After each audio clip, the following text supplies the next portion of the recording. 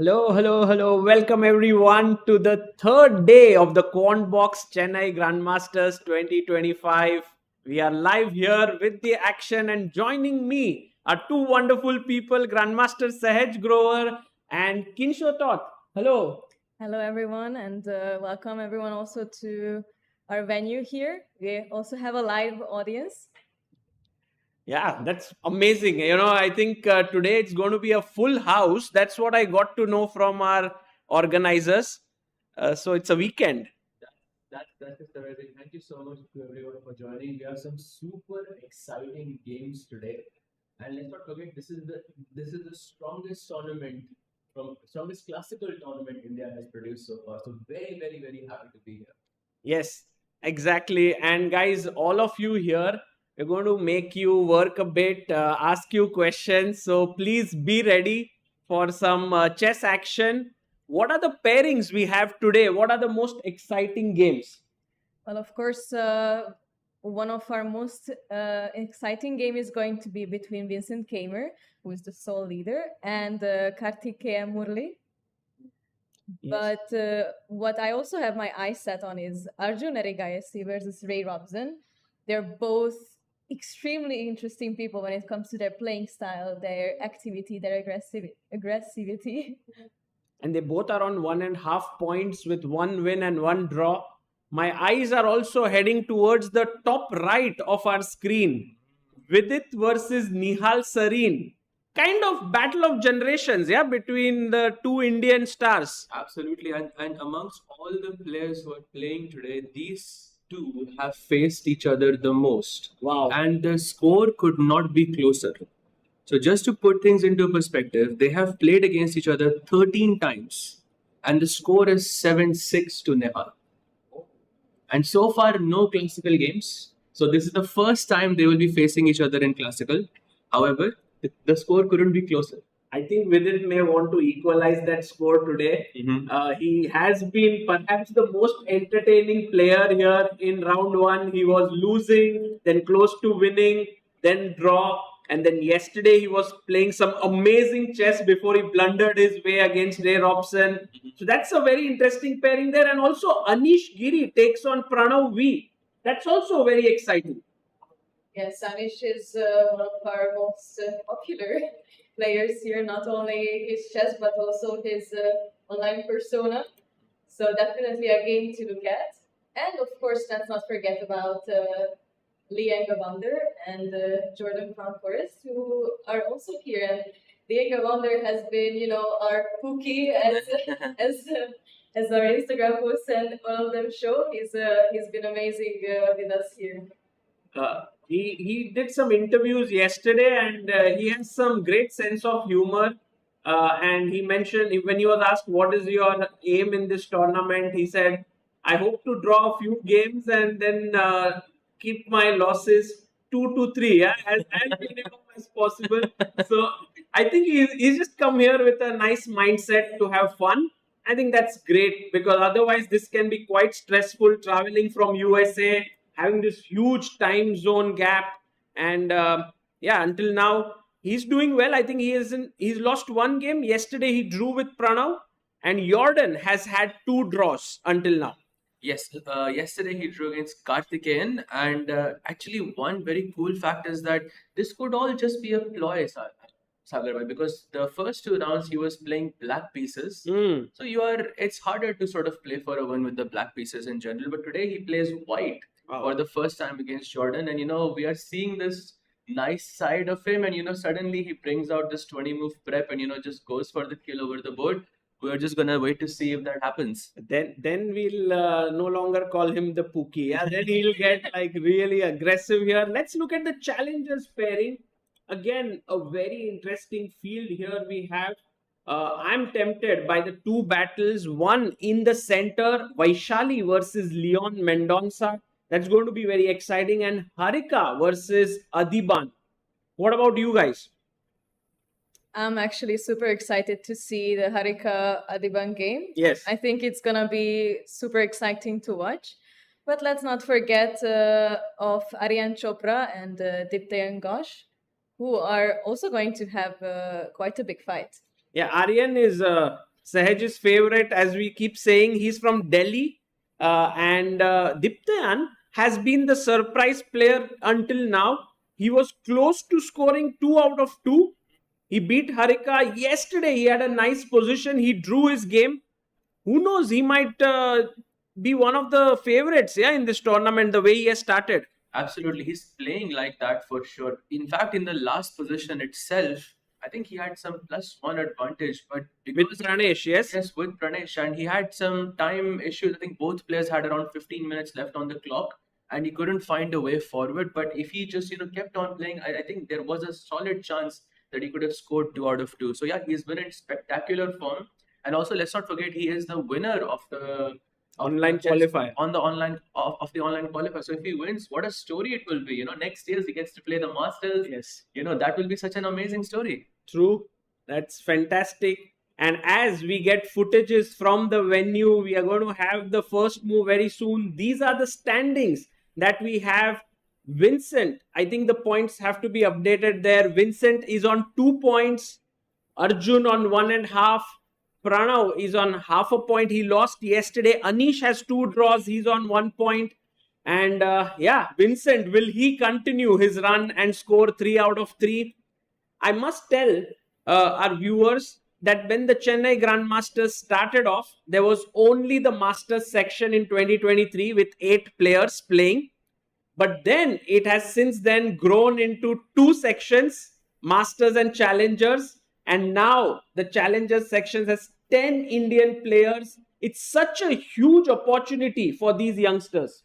Definitely, especially because the winner of the Challenger section gets to play in the Masters section. And I mean, we all see that what amazing players are playing in the Masters section, and it's definitely a huge opportunity for the winner of the Challengers to compete against these big names. Correct. Definitely, and Pranav is the winner Yes. of the Challengers, and now he would be playing against Awonder Liang, I believe. And Today Pranav is No, with, sorry, it was Anish. Anish, my bad. He plays Anish. So that's a very tough match, I think, for our winner here. What do you Correct. By the way, guys, the first move is going to be made, and I must tell you about our guest who is making the first move. His name is Sambasivam Ganesan, and he is the CFO of Tata Play. He came all the way from Mumbai last year to make the opening move in one of the games to Chennai. And since then, he has been a chess fan and a chess follower for a long time. But he has been following chess so closely. And once again, he's here in Chennai for 2 days this weekend. So it's so nice to have such patrons of chess, such supporters of the game. Yes, exactly. And not only our big guests, but I also heard that some of our viewers here in the venue have been here basically since the beginnings, and they make it their priority to come here every single year. So it's amazing to see how Chennai Grand Masters also brings these people together every single year. Yeah, it's just very critical to have events like this for a chess ecosystem like India, which is booming, because the fans get a chance to interact with the players. Absolutely. And by the way, we do have liftoff. Let's go with the games. I think we can start with which game should we start with? Let's start with Arjun, who is on our screen. Arjun Erigaisi versus Ray Robson. And what has Ajubai began with? Oh, he has started with knight f3. Interesting. The Reti opening. So he's keeping things sort of, intact. If Black's responds with d5 here, you have all of these different options. You can play e3, you can play g3, you can play B3. b3, our Adhiban's favorite. So it can be quite interesting. So he's keeping things open for now. And Robson, I think, is surprised on the first move itself because he's not making a move, and Arjun is not even on the board. Okay, Arjun, I think we should calculate Arjun's sitting time at the board and walking time. I think the ratio would be like 2:1 for walking around, in the favor of walking around. He just doesn't sit. He's like showing his confidence, and today he's opened with knight f3. In his first white game, he had gone e4. So that's the reason why perhaps Ray Robson is like, Arjun, what are your plans here? If I play c5, will you transpose it back into e4 and take me into Sicilian territory? Oh, that is. There is actually quite a big chance for that, exactly. That's probably what Robson is thinking about right now. What should I play in the next move? Because it's Arjun. Yeah, we know he's gonna come up with something messy very very early on that completely topples the position, and we know that's where he feels the most comfortable. So yeah, it's a tough spot on the first move itself. On first move, and guys, these top players, they spend a lot of their time preparing. Like the moment the game gets over, we see them in the dinner area, they finish their dinner and he goes c5. Okay, I'm betting my, generally I bet my house here because there's a live audience. I'm not risking it. I'll bet some money on e4. I think Arjun goes for e4. I think that's a good chance, but I want some more No. messiness. B3. Oh, He goes c4. Symmetrical English. Yep, I think a pretty decent choice because still he keeps things options. He keeps his options open. You can play d4 in this position and still have that Sicilian vibe to the position, or he can also go for g3 and go with this fianchetto setup. Both of them are possible. And Yes. lastly, there is also b3, which I'm really rooting for. Could because happen. We have Adhiban. We have Adhiban playing this tournament. We haven't seen b3 yet. Maybe today. You're always rooting for this B3 in this tournament. It might actually come today. Okay, so while Arjun is blitzing out his moves here, let's head over to the next board. Shall we go to I think let's go to Vincent versus Karthikeyan. Okay. Because we have a very, very cool variation there. Super exciting, Oh. super sharp. This is known as e4 c5. This is the Sicilian. the Sicilian defense. We thought it was going to be Taimanov after knight c3 because black plays queen c7 and it becomes that. But he goes knight to f6. This is Four knights. What is it called? Sicilian 4 knights, exactly. And this is known to be one of the sharpest variations you can play inside the Sicilian. So Karthikeyan he's not scared. He says that you might be 2 out of 2, but I'm here to play for a win. Amazing. In this position, Vincent went bishop f4. I have an interesting question for the viewers. By the way, it's given as a small question mark, but of course it's not. Let's just make these moves. Knight takes c6. Said by you can help me here instead of bishop f4. If knight takes c6, and we can ask the first question to our viewers. B takes c6, e5, knight d5, knight e4. And here, one of the main moves, if I'm not mistaken, is queen c7. Yes. F4. And then there is this move queen b6. Yes. Correct? C4. Oh, I know. And bishop b4 check. And now to our viewers, what should white play in this position? Guys, any huge opening expert in the house here? That's a wonderful question because I know many proper chess players who have fallen for this trick before because they don't know the next move for white. And if you don't know it, you will never play it. Yeah. Yeah. You might just go for the most natural move, which I think you should, so that we can have some fun. Guys, what would you do here? White to play. Anyone. Just shout out your move. We have a microphone there. You could also use it. If you raise your hand, we'll give you the mic.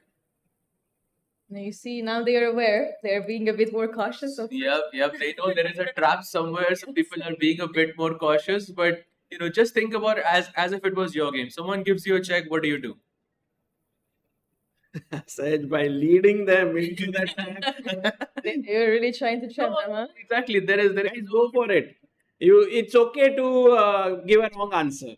Then no answer. Knight to c3. Okay, very interesting. However, he would take the knight, right? That's a if we play knight c3, knight takes c3, pawn takes, and that would lose material after bishop takes.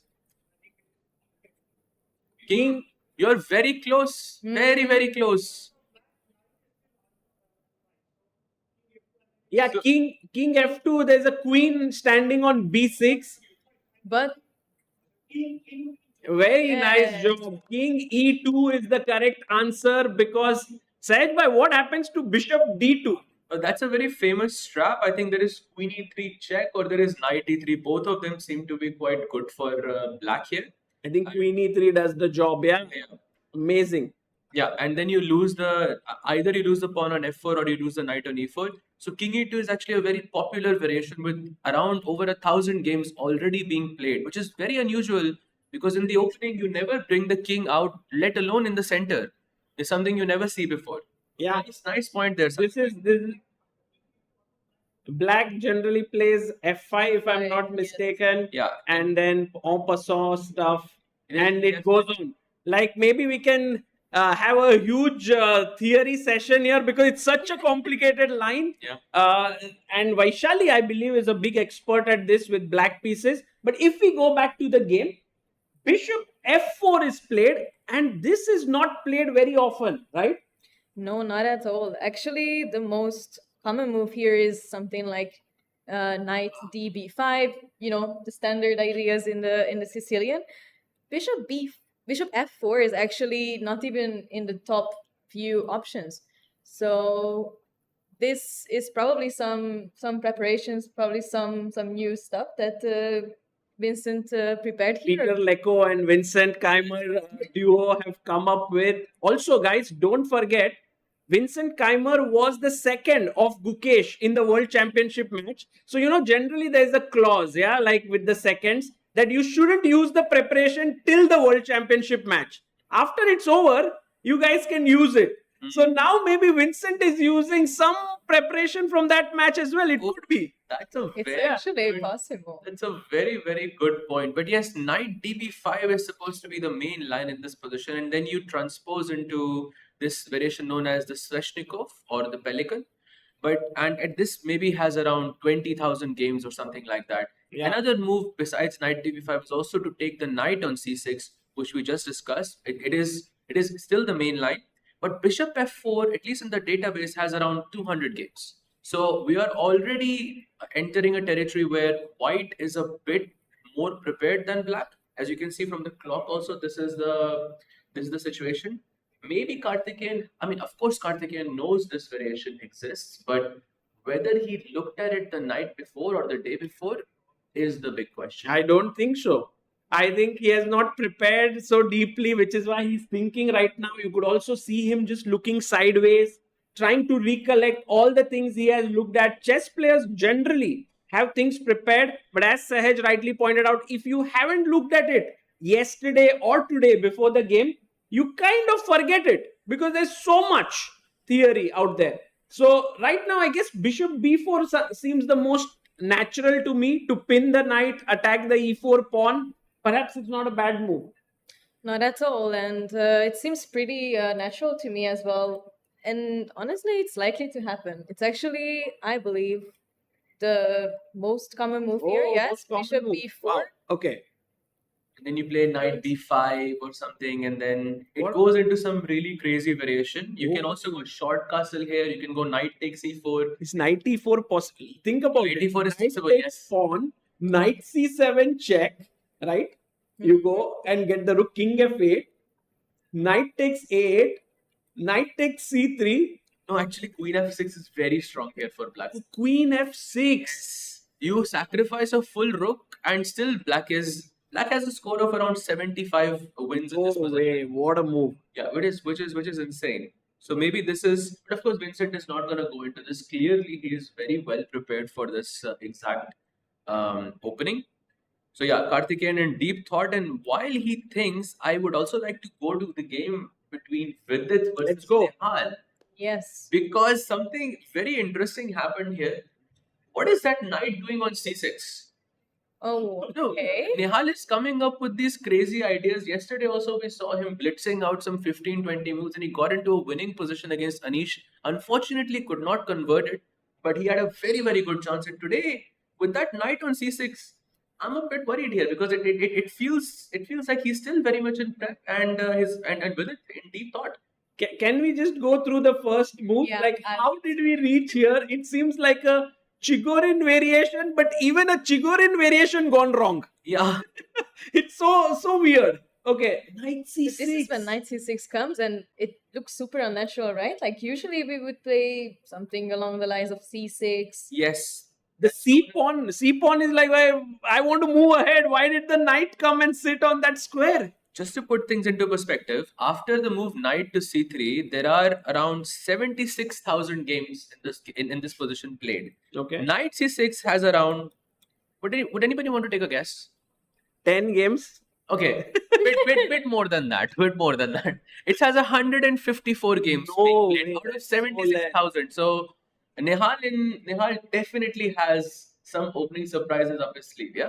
Actually, I feel Nihal is just here to play some weird openings to take his opponents out of theory and play fast. So all these things which I think have plagued Nihal in the past, like time pressure, lack of opening theory and all of that, he's like, I'm going to come out there and bust all of these things. Yeah, I need to get up, like I need to improve as a player and I need to fix these issues.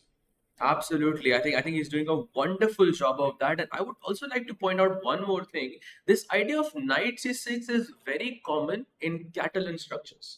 So Catalan structures are the ones where white plays g3 and bishop to g2.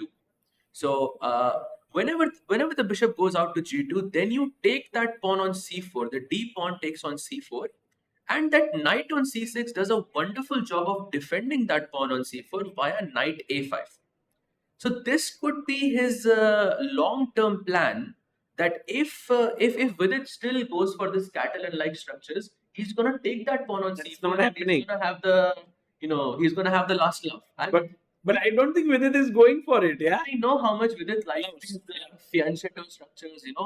So I think this could be some psychology. His second, who was here with us yesterday, I think Vishnu. Yes, Vishnu. By the way, guys, Vishnu Prasanna is Nihal's trainer here. Think about it, this entire dynamic. Yeah, Vishnu was the trainer of Gukesh for many, many years, brought him right up there to the top after Gaevsky took over after that.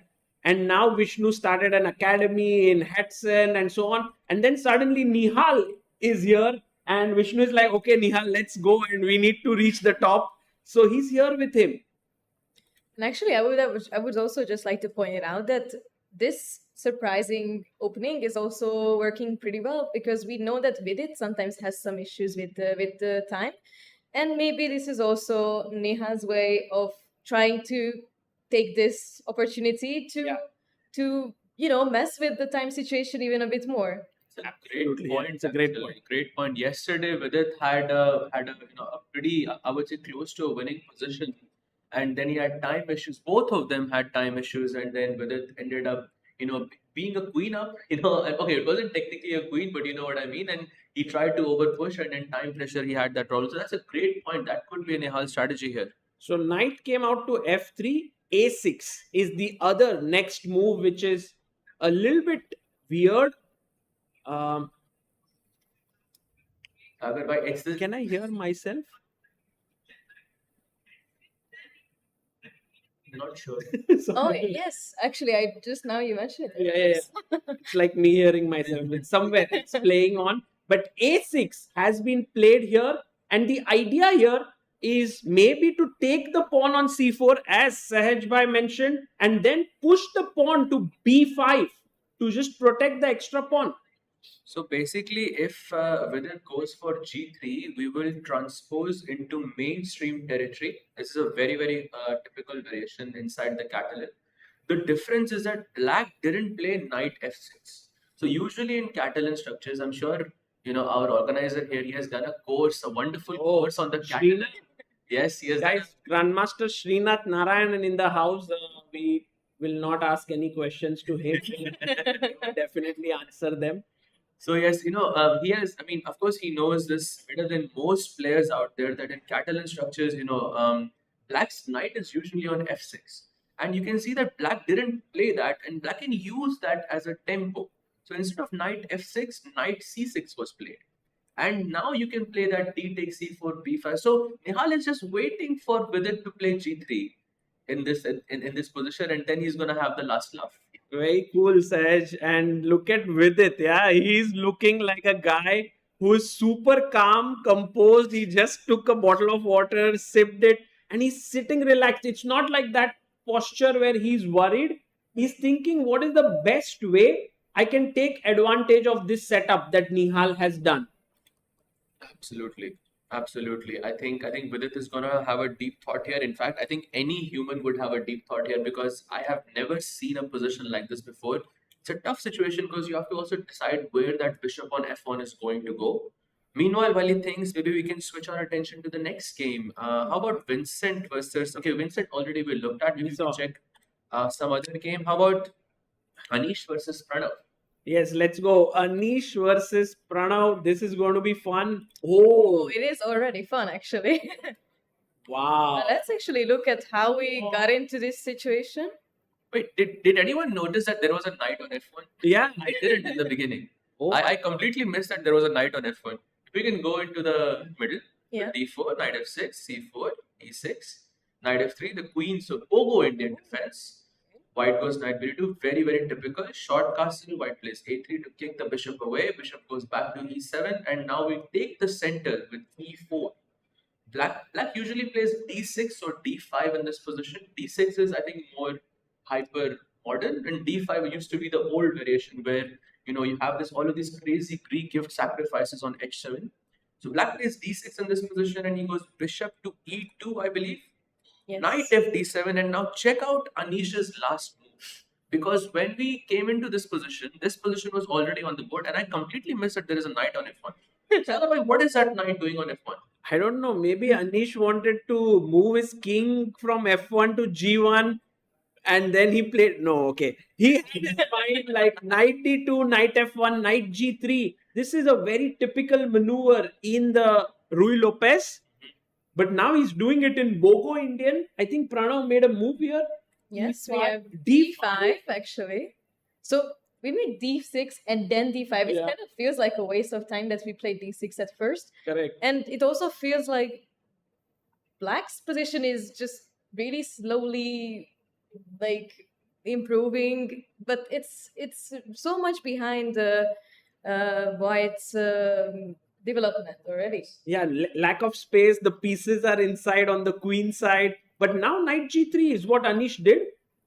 Yes. And this is the live board position. Anish looking confident. And oh my god, Pranav takes Oh, on wow. c4.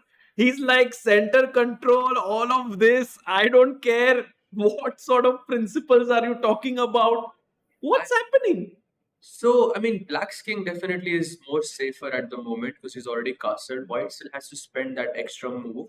But I'm also, I don't like giving away free pawns. Yeah, I really want to take that pawn on c4. Yeah, we'll take it. We'll take it. Yeah. Yes. I think let's go for bishop takes c4 then in this, because if you play short castle, then you run the risk of black playing b5 and defending that pawn on c4. So probably it's good to take that pawn as soon as you can.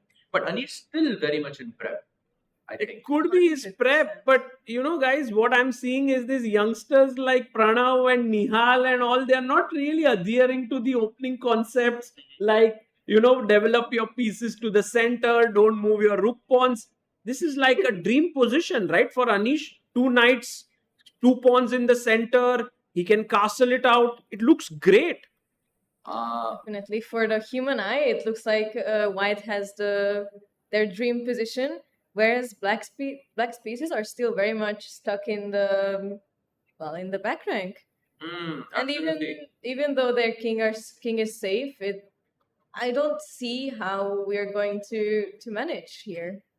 Probably black has to play something like c5 at some point. Very important. Break the center. Otherwise, you cannot give central control for a long amount of time, because that can have very dire consequences. You should play c5 as soon as you can and just break the tension, get your pieces out as quickly as you can. But yeah, for now it's Anish's move, so maybe you can go back. He has to still decide whether it goes bishop takes c4 or he goes short castle.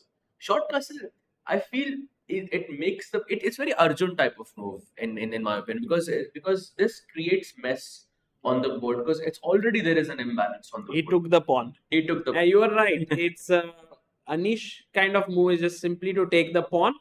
And now, though the blue arrow also arrives, as we mentioned, c5 is the only move here. yeah, whenever there's a blue arrow on the screen, it means that's the only move. Otherwise, the side gets significantly worse. So, can Pranav play c5? I think pretty sure he'll do it. Yeah, I think Yes. it's I think, yes, it's Plays. already on the board. on the board. No time taken. Let's go. So I think we've done. Maybe we can take a look at Arjun's board as well. I think we didn't see Awonder versus Let's do that. Let's yeah, Forest. Awonder versus Jordan. It looks like a very calm position. Yeah, here. Yeah, it came from, I think, Sicilian. G6 is known. Okay, no, this is Alapin. Yeah, Sicilian Yeah. Alapin. Sicilian. Whenever white plays C3, it's known as the Alapin defense. White plays D4, takes. Oh, it took with the queen. Queen Awonder playing it safe. Yeah, a little bit. Wait, he did say that he would like to, lose the least amount of time. So he's probably trying to go into these positions where, quick queen trades, maybe some endgames, and then, call it an early day. But maybe could it be a slightly ambitious weapon as well to play for a full point? Like he took on D5, Queen D5, Knight D5, and now he has these 3 pawns on the queen side, a majority, and black has only 2 pawns. So later he could start pushing those pawns on the queen side. It's some imbalance to play with. Absolutely, because you see, white has the queen side, black has the king side. But optically speaking, if I was to choose a side to play here, I would say I would choose black. Because not because of the formation of the pawns, because one side has more central control. So black's knight is already sitting like a boss on d5, and that e pawn that doesn't have an opponent at the moment, that threat of e5 is always going to be there. Right. And it's a central pawn, and you can play e4 as well and kick the knight away. So I feel I wouldn't be as happy because in the opening at least you're supposed to have some slight edge, I would say, as white, but that edge I'm not able to see in this position. Could be. So it's balanced, but as Sehed says, white has the central majority, can push his pawns. Black has the central majority. White has the queen side majority there. So let's see where this game takes us. Maybe it's time to go to Arjun's game. Yeah, again. I think so, yes. Arjun Erigaisi here. What's happened to Ray Robson? So this is we asked this question yesterday, but I think since we have a new audience, it's a good question to ask again. So what is this formation known as? This E4 and C4 pawns. It has a very specific name. Yes. Does anyone in Audience. from the audience know what this formation is known as? It's a very, very famous one. You play it inside the Sicilian, but from the white side, and it has a history of being. Yes, absolutely, very, very nice. And the Maroxi bind, and we have that on the board. In Arjun's game, I think he will go with something like f3 now to sort of solidify that structure. You have the central majority as well. What do you think about this position, Sagarbai? I think f3 seems like a very nice move. But what Arjun might be a bit worried about is d5 move if it comes at the right time. I don't know if it's this moment or not. So he's thinking whether he should play f3, whether he can push his pawn to e5. Maybe not not the most silliest of moves, e5. There's also bishop d3 here to defend the pawn. So yeah, there are a few options. Then that's the reason why Arjun is thinking, he's yawning a bit. Players sometimes don't sleep well, in such tournaments. They are preparing throughout the night, or Actually, just the stress doesn't let them sleep. Actually, I spoke with Jordan last night, and he told me he fell asleep at 7 a.m. Oh, last night because he was preparing, and it was a tense situation. what time did you ask him this? No, it was at night after the game when we were having dinner. So I was speaking. He says, "No, I've only slept like a few hours because I feel when you're playing a classical tournament, I mean, there are players who prefer to sleep a long time, like Anish. Yeah, Anish sleeps a lot, but Jordan, on the other hand, is very much like me because I barely sleep as well whenever I'm playing a chess tournament. But yes, I think all of them would love to have good sleep, but I think it's just so difficult, for chess players. Many times it's a new environment, new room in a hotel. Sometimes the bed is different. I mean, there are so many factors that go into making sure you have a good tournament. You need to sleep well, you need to eat well, you need to feel well. Sometimes they want to go for walks, and then many times if there's some walking track or something outside, they feel good.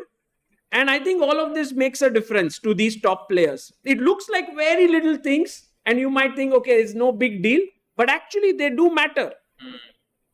Absolutely, and I believe that it's very very important for all of the players to find what they're most comfortable with. This little daily routine that they have to follow in order to make themselves feel better or more at home, so that they can focus entirely on the chess part.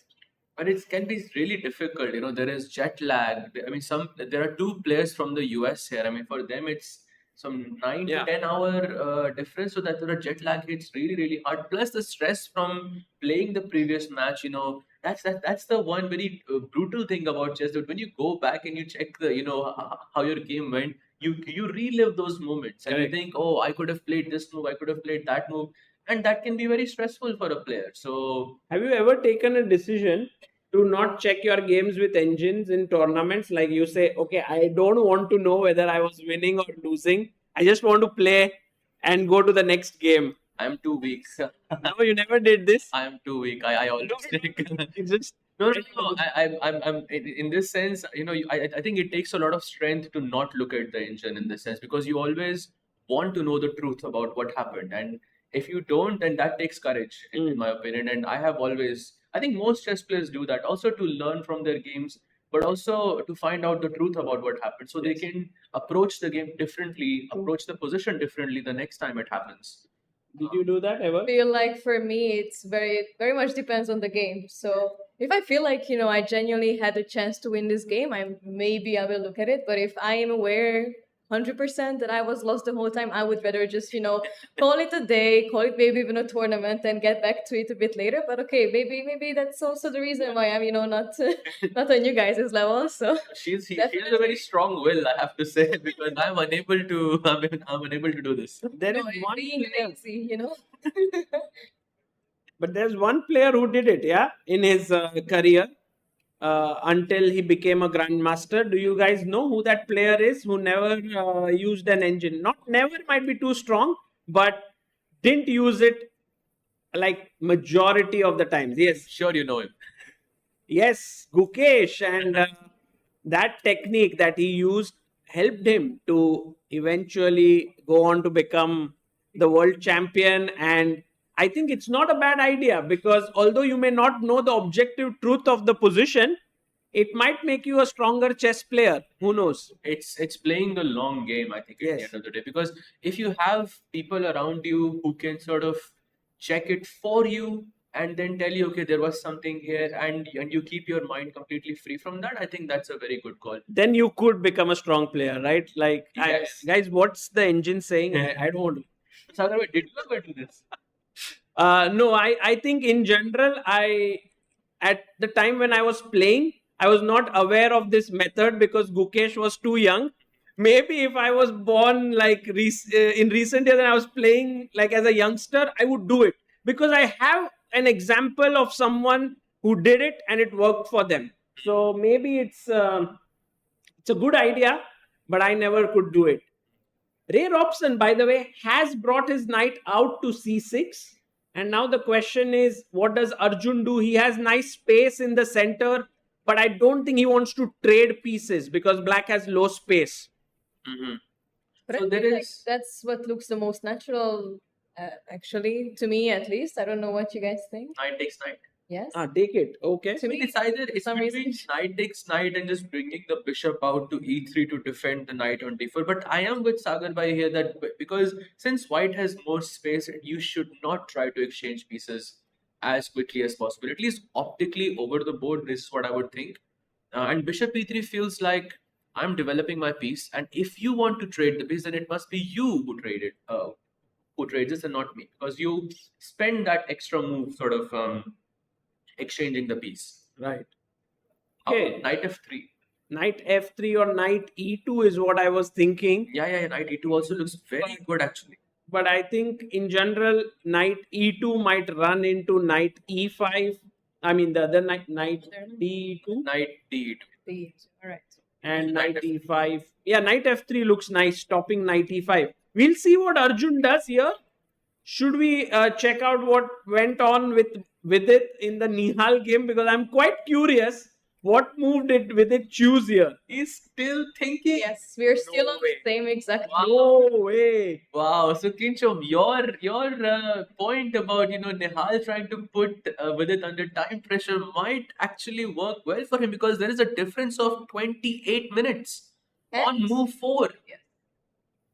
And I mean, this is Kincho, actually. are you helping any players? Yeah, I am probably the second of some of these players, but Nihal, yes.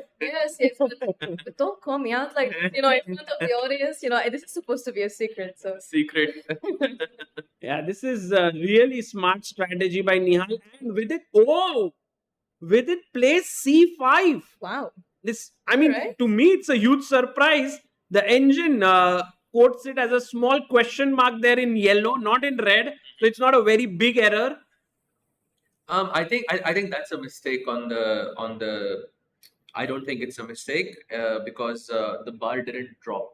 that Okay. much. So I think it must be some bug on the thing. And optically speaking, I think C5 makes a lot of sense. Why does it make a lot of sense? See, first of all, you're not allowing pawn takes pawn, right? That's why Black played A6 to take the pawn on C4 and play B5 to defend that pawn. So, for example, Black played A6 in the fourth move, I believe it was, and so now there is no pawn takes pawn possible. And when White plays C5, White is gaining space. And if you look at the dark bishop of Black, the one on F8, if we can please highlight the dark bishop, that bishop doesn't have a lot of squares to come out. It doesn't have the B4 square, it doesn't have the D6 square. So it creates that sort of pressure in Black's position. And not to mention, finally, that you don't have this E5 or C5 break in this position, not immediately at least. In D4, in sort of Queen's Gambit positions, there's a saying that you are looking for either a C5 break, C7 C5 break, or a E6 E5 break. Yeah. And that's not possible. Either of those are not possible in this position. So one must say that this is an inspired choice by Vidit, because he could have just played something simpler, C takes D5, or just bishop F4 or something like this. But like to play C5, it's like he really he applied himself in the position and said, let me find a little bit of a offbeat solution here. Absolutely. And if we can compare this position, there is a very famous, I would say a hyper modern opening known as the Yanovsky defense. And the one main difference between Yanovsky and this position is that Black's knight is on C6 instead of F6. So if we can have that on just with the arrows, the knight C6 is on B8 and the B8. And the other knight is actually developed on F6. And this is an identical position known as the Yanovsky. And here, C5 is actually a beautiful move for White. It's actually the most challenging move for Black. I know it because I play the same opening with the Black pieces. And this has been one of my biggest problems. Oh. And now that I think about it, having the knight on C6 only hurts, Black's chances. And this could be the reason why Vidit has gone for C5 in this position. I want to challenge it instantly, Sahaj, with B6. Why not? You can, and in fact, you can do the same thing if the Black knight is on F6 as well. In fact, that is the main move. You take on B6, you sort of play, and then it You develops. take it. I think Take. so. Let's just look at take, and then bishop F4, right?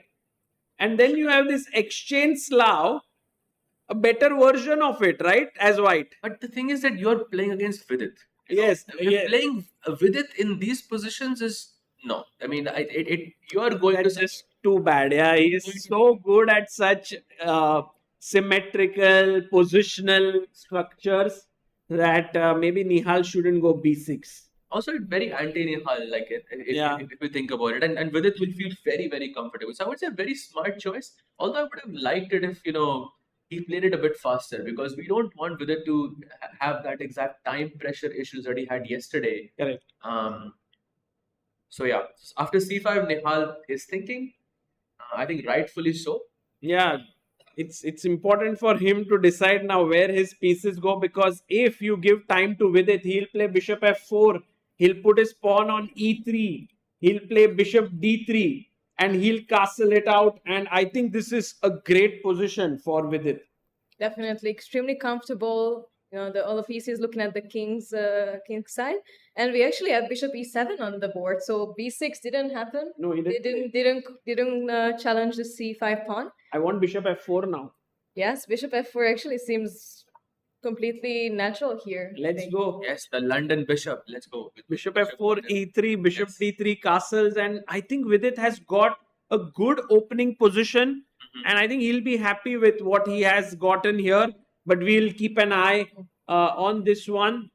By the way, while the players saying, I would like to go to the challenges section. Let's go. of the game, because there is one game that already has a +1 advantage. Which one? It's a game between Pranesh and Iniyan.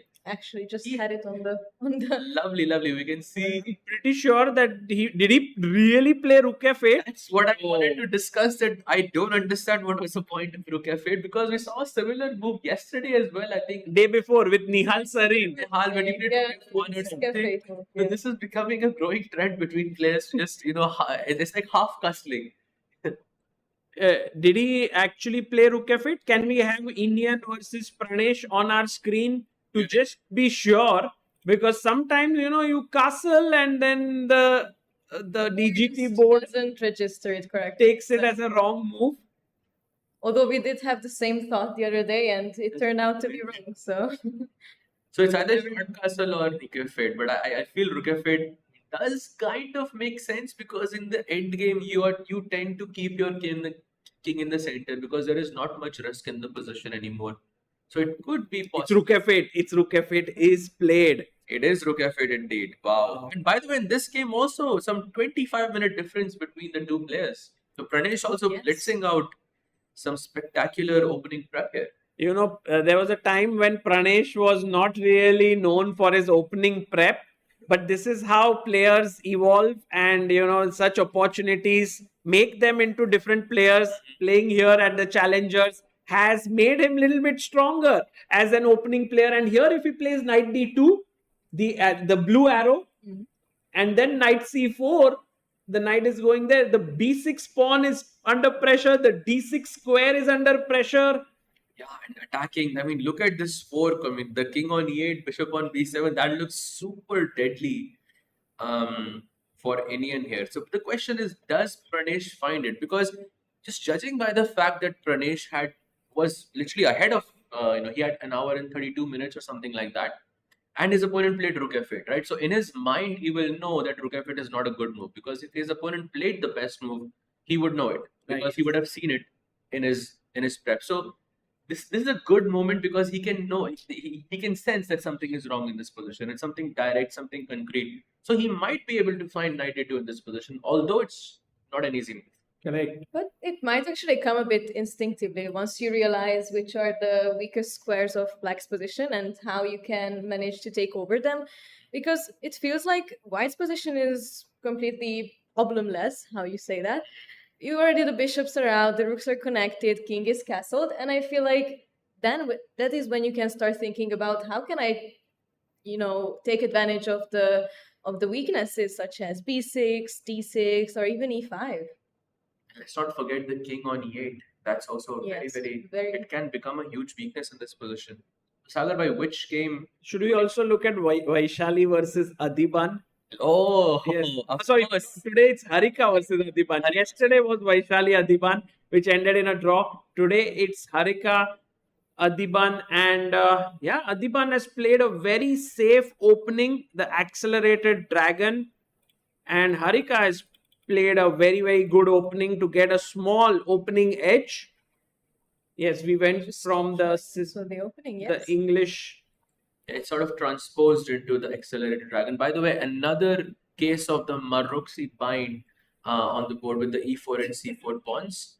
Black goes bishop g7, which I think is pretty typical in these positions. White goes, I think, bishop e3, short castle, and now queen d3, just to get away from that discover attack ideas.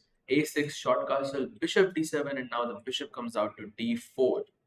So Harika has had 2 losses in this tournament out of 2 rounds and would be wanting to stop that streak here against Adhiban. Also, very interesting is I think almost a lot of family members of Harika have come here. Yeah. Yes. And so not only is her daughter here, her grandmom is here, her husband has come. So I think Harika has this huge support team. And I think Harika wants to go back happily, to them. I mean, she will be happy nonetheless, but I hope that she gets a good result today. I really hope so too, because out of 2 is definitely a tough place to start. And yesterday she did have some really good chances as well, but games have not gone her way. But I have to say that when you start off with the Maroksi bind, as you said that you have that initial advantage in the opening, with the e4 and c4 pawns, you have so much space. You tend to have more time on the clock as well in such positions, because White's next few moves are pretty much hand moves. Like you can play rook d1, rook c1. You don't have to be precise. You don't have to play them in a certain order.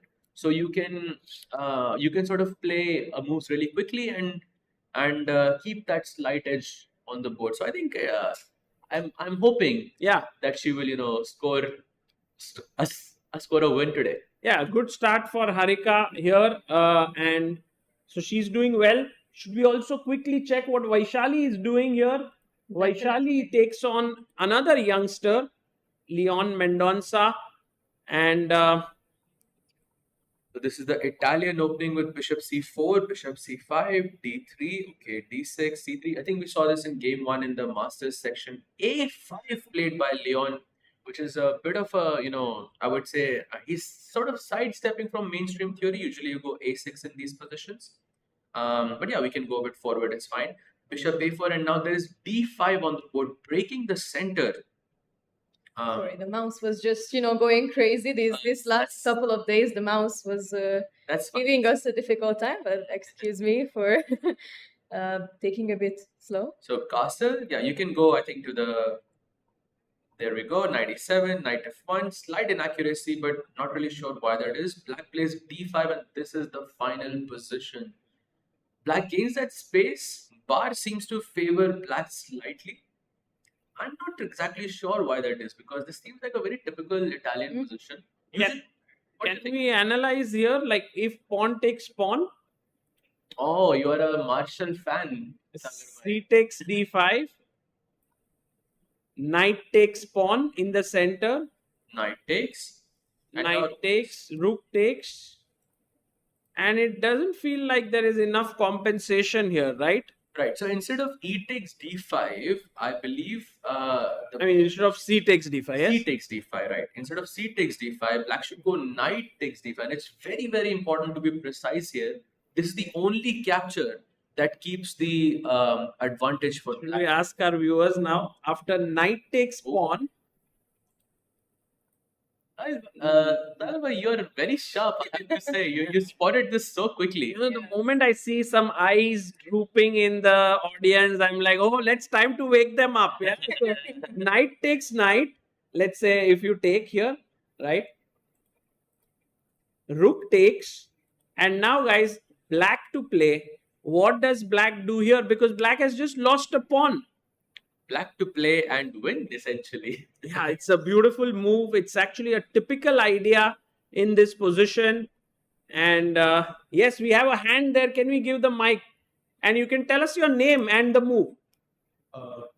My name is Raghav. Okay, Raghav. Wow, Raghav, that's brilliant. Brilliant. Bishop takes pawn, king takes. And now, Raghav, did you see it or? The follow? Okay, Raghav, what's the next move? Queen F6. Let's Very go. good. Beautiful. Attacking the king, attacking the rook, and basically this just means white can just resign at this exact moment. Yeah, Fantastic. very, very nice. This is a typical theme. So this is not going to happen in the game. Vaishali is thinking whether she should take the pawn or not. And this is the live board that we have. Okay. I think we saw 3 games of the challengers, and perhaps there is a couple more. Should we have a look very quickly between? I think Yeah, we there should is definitely. Abhimanyu versus Harshvardhan. We haven't looked at yet. The top seed of this tournament, Abhimanyu Puranik. He is from Pune. And guys, recently he was in the news because he did help Divya Deshmukh in the World Cup preparation. And here he is being helped by I.M. Kushagar Krishnatar, who is here, who actually helped Humpy in the World Cup. So it's funny how Abhimanyu helped Divya, Kushagar helped Humpy, and now both of them came together. Now Kushagar is helping Abhimanyu. So that's Indian chess for you in a nutshell. Everyone's helping each other, and everyone's trying to get better here. Nice position for Abhimanyu here, playing Harshvardhan, who is making his debut in such a super tournament. The only IM in the field. Yeah, and a very, very strong player in his own regard. In fact, he finished third in the qualifier section. Like, he missed it by just one move, I can tell you. I played him myself in the qualifiers and I got crushed. He's a super talent. I think big things ahead of him. But coming back to the game, I think Abhimanyu looks a bit more comfortable here. Yeah, the bishop on d7 is not looking good, right? No, not really. I mean, it's completely blocked by the d5 pawn, and it's not so easy also to think of future plans because the position seems so close for black.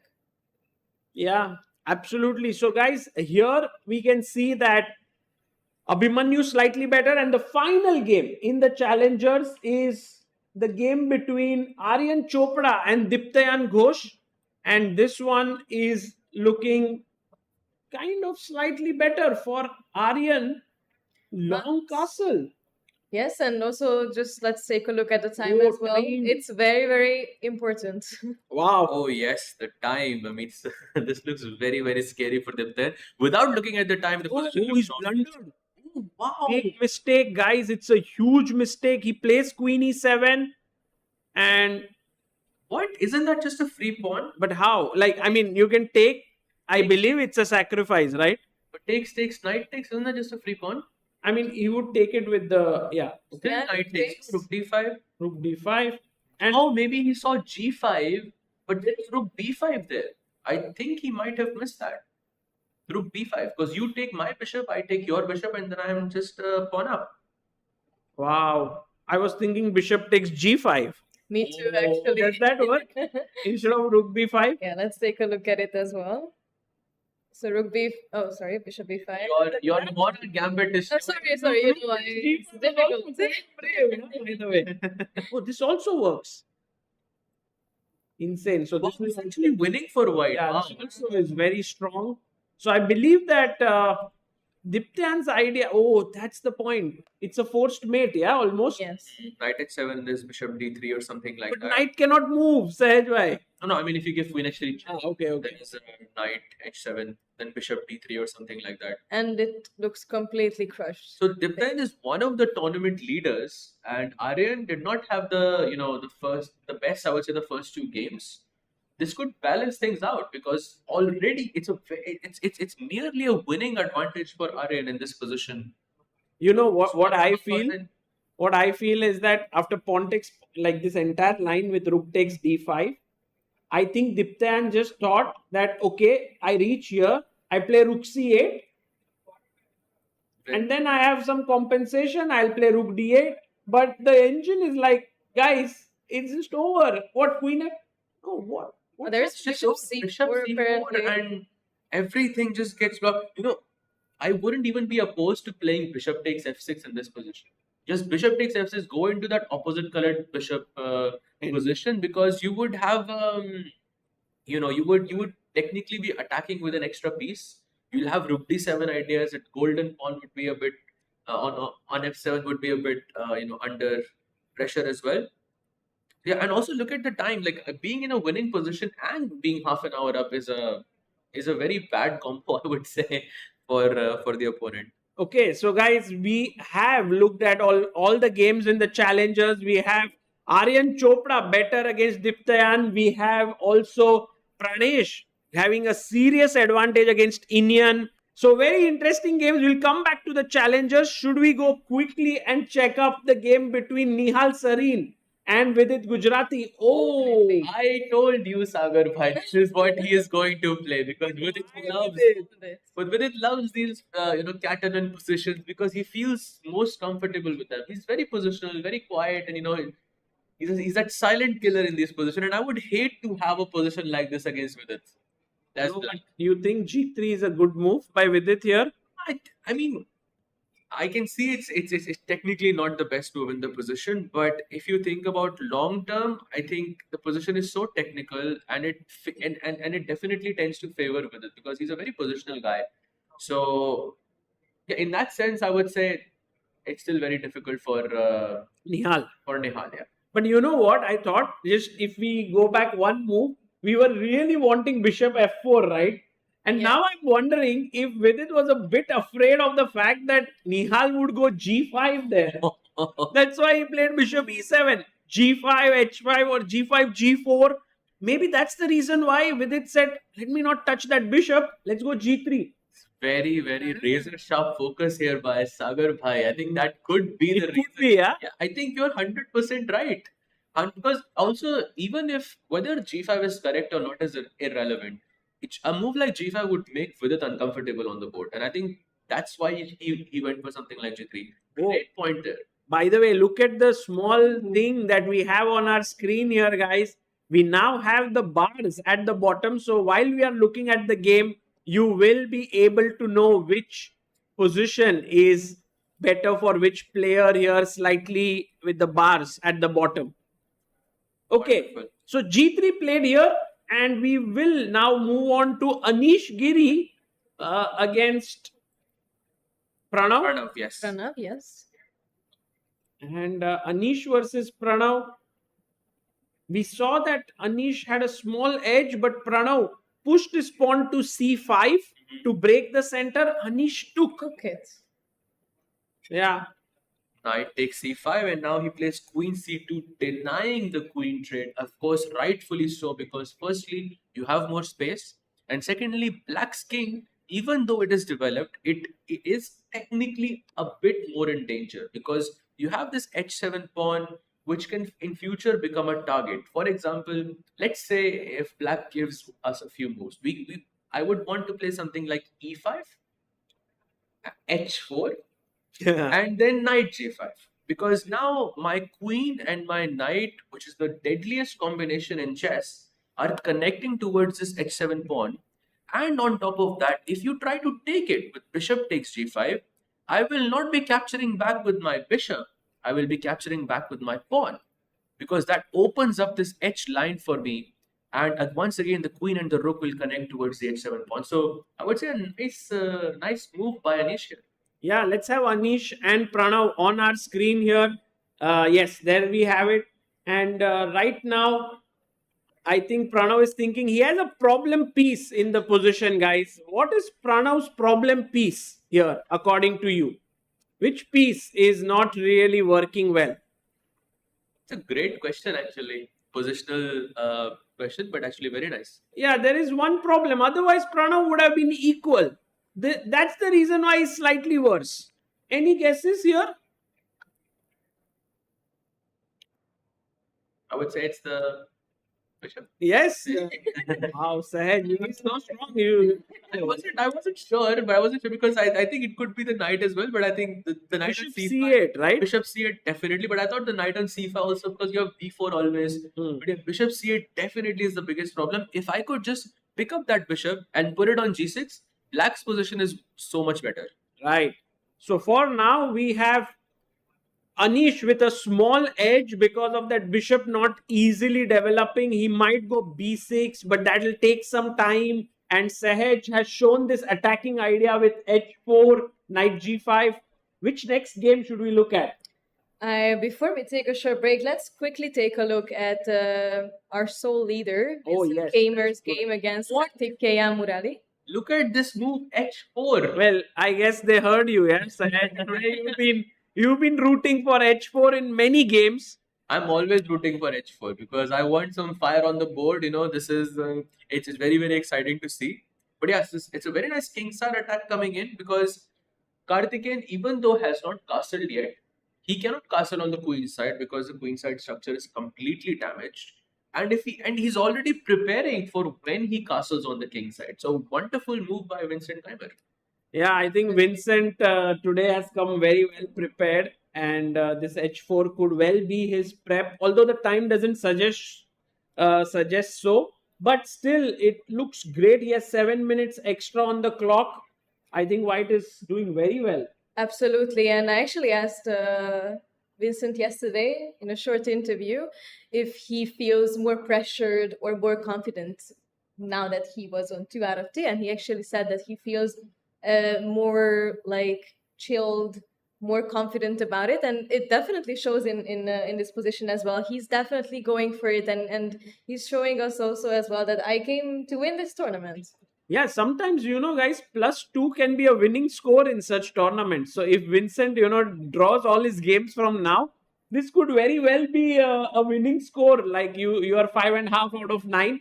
Although in this tournament, I do get a feeling that it will be a slightly higher scoring tournament. So maybe 6 or 6.5 might be needed to win it. But what a start for Vincent Keymer to score 2 points out of 2 in such a field is really, really a tough feat. Absolutely. Yeah, so we have seen almost all the games, and maybe it's time for us to take a short break. Yes? Yes, and we will be back shortly with more action and, well, more focus on the games.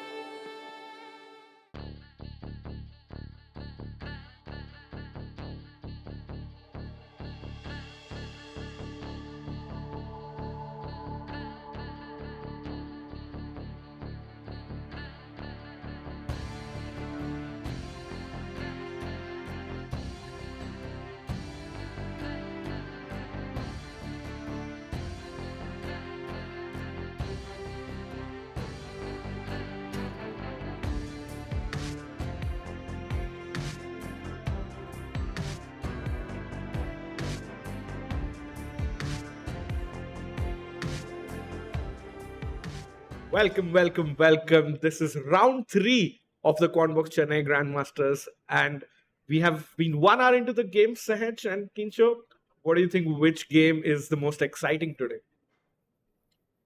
We actually have a couple of interesting games. We saw that especially in the challenger sections, there were a couple of imbalances already in the positions. Maybe we can just quickly go through some of those games as they are more interesting. Yeah.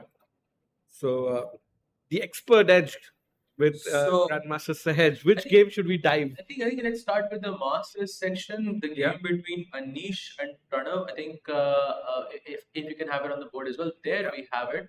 It looks like a really interesting position to me because right before we took a break, we were discussing this possibility of attacking on the king side with ideas like e5 and knight to g5 and putting pressure on the h7 pawn. And I think this looks quite interesting to me because if black is not careful here, it can turn out really, really badly. What do you think about this, Rakesh bhai? Yeah. Pranav lost a game recently in the first 2 rounds to Vincent. Crazy game. And Anish, normally known for his solid positional play, has a chance to play one of the best attacking games here. Absolutely, it's going to be a lot of fun. I think the time difference is not really that big in this position so far. But however, I do not like black's chances. I have to say, Yeah. it seems quite difficult for black to make a move here. There's no developing move like knight. I mean, knight c6 feels good, but right before we left, Sagar Bhai had a very, very great point that a problem piece in this position is that bishop on c8 because that Yeah. bishop has no way to get activity, to get out into the game because you want that bishop to be on g6, but it is not technically possible because that pawn on e6 is sort of blocking the way for the bishop. So because of this bishop, I think there's going to be some problems here. Or if so, Kincho, a question for you: if I could give you a few moves in this position as white, what would you play? As white, you mean? Yes. With white, I would definitely, take the c1 bishop out, move rook a c1, and just put some pressure also on the c5 because I feel like it's very important for us to take over that file, and at the meantime, we can also go with our other plans, which consist of e5. Yeah. And we also already mentioned h4, which is still something that I have my eyes set on. You can see Rakesh Bhai wanting to go for that complete destruction. Beautiful, right? I mean, I don't know about you guys, but I just love to attack. And since these are not my pieces, these are Anish's pieces, we can try something out. But just so much more fun. And I think it's White's plays easier. Black has to really think and come up with moves and ideas. But for White, it's smooth sailing, I feel. Definitely. Absolutely, and I think while Pranav thinks maybe we can hop on to another game to get some insights, maybe let's go to Vidit versus Nihal because Vidit has just played a crazy move. Let's go! This h4, and I think this move has become the sort of the move of the day for I think each game because we've seen h4 on multiple boards now. Yeah. Idea being very simple. Number one, you want to go for this h5, h6, sort of create that long-term pressure on the king side. And on the other hand, you also want to play knight to g5 because if black goes knight takes g5, you can recapture with a pawn and open the h file and create those beautiful attacking chances on the king side. So Rakesh, considering it definitely looks optically better for white. However, with its time is a bit of an issue. How do you see him handling this? Yeah, it's a big problem. 9 moves in, just 40 minutes remaining, and sadly, there's no extra time. Or after 40 moves, you're not getting any additional time. Only playing on a 30-second increment. So time might be an issue, but Vidit had a heartbreaking loss yesterday. But good thing for if you are a Vidit fan, that we saw Vidit's wife here, who's in Chennai today. So definitely will get his morale up, and we hope to see Greedy Vidi grab some material and bounce back today. Definitely, and I also feel like that with white, it is for now easier to make some moves, and maybe Vidit can also gain back some time that he lost. So I think definitely he has some chances to bounce back after yesterday's tragedy. Absolutely. And the time difference, of course, being around 26 minutes at the moment. But I do agree with you because Nihal's moves are not that easy. There's no hand moves in this position that you can just make and just be Yeah. relaxed, because I think one small inaccuracy by Nihal can prove to be really, really fatal in the course of the game. So I think just to do a roundup with it. Yeah, just sorry to cut you, Sahaj, but in this position, like the Pranav position, you see the problem bishop, the bishop on c8 would love to, kind of jump over the pawn and come here, but sadly that's not possible. Yep, absolutely. Bishop f5 would be, I think, ideal in this scenario. Although I still think Vidit would have some type of an attack in this position. For sure. But yeah, having the bishop, that problem bishop, having that solved would be a wonderful thing. So yeah, I think while Nihal is thinking and the time is leveling up, maybe we should take our attention to another game. Which game do you think we should go to next, Rakesh bhai? I think I'll have to check in with the leader, Vincent Keymer. And Kincho, you did an interview with Vincent yesterday. How confident was he after being like on 100% with 2 out of 2?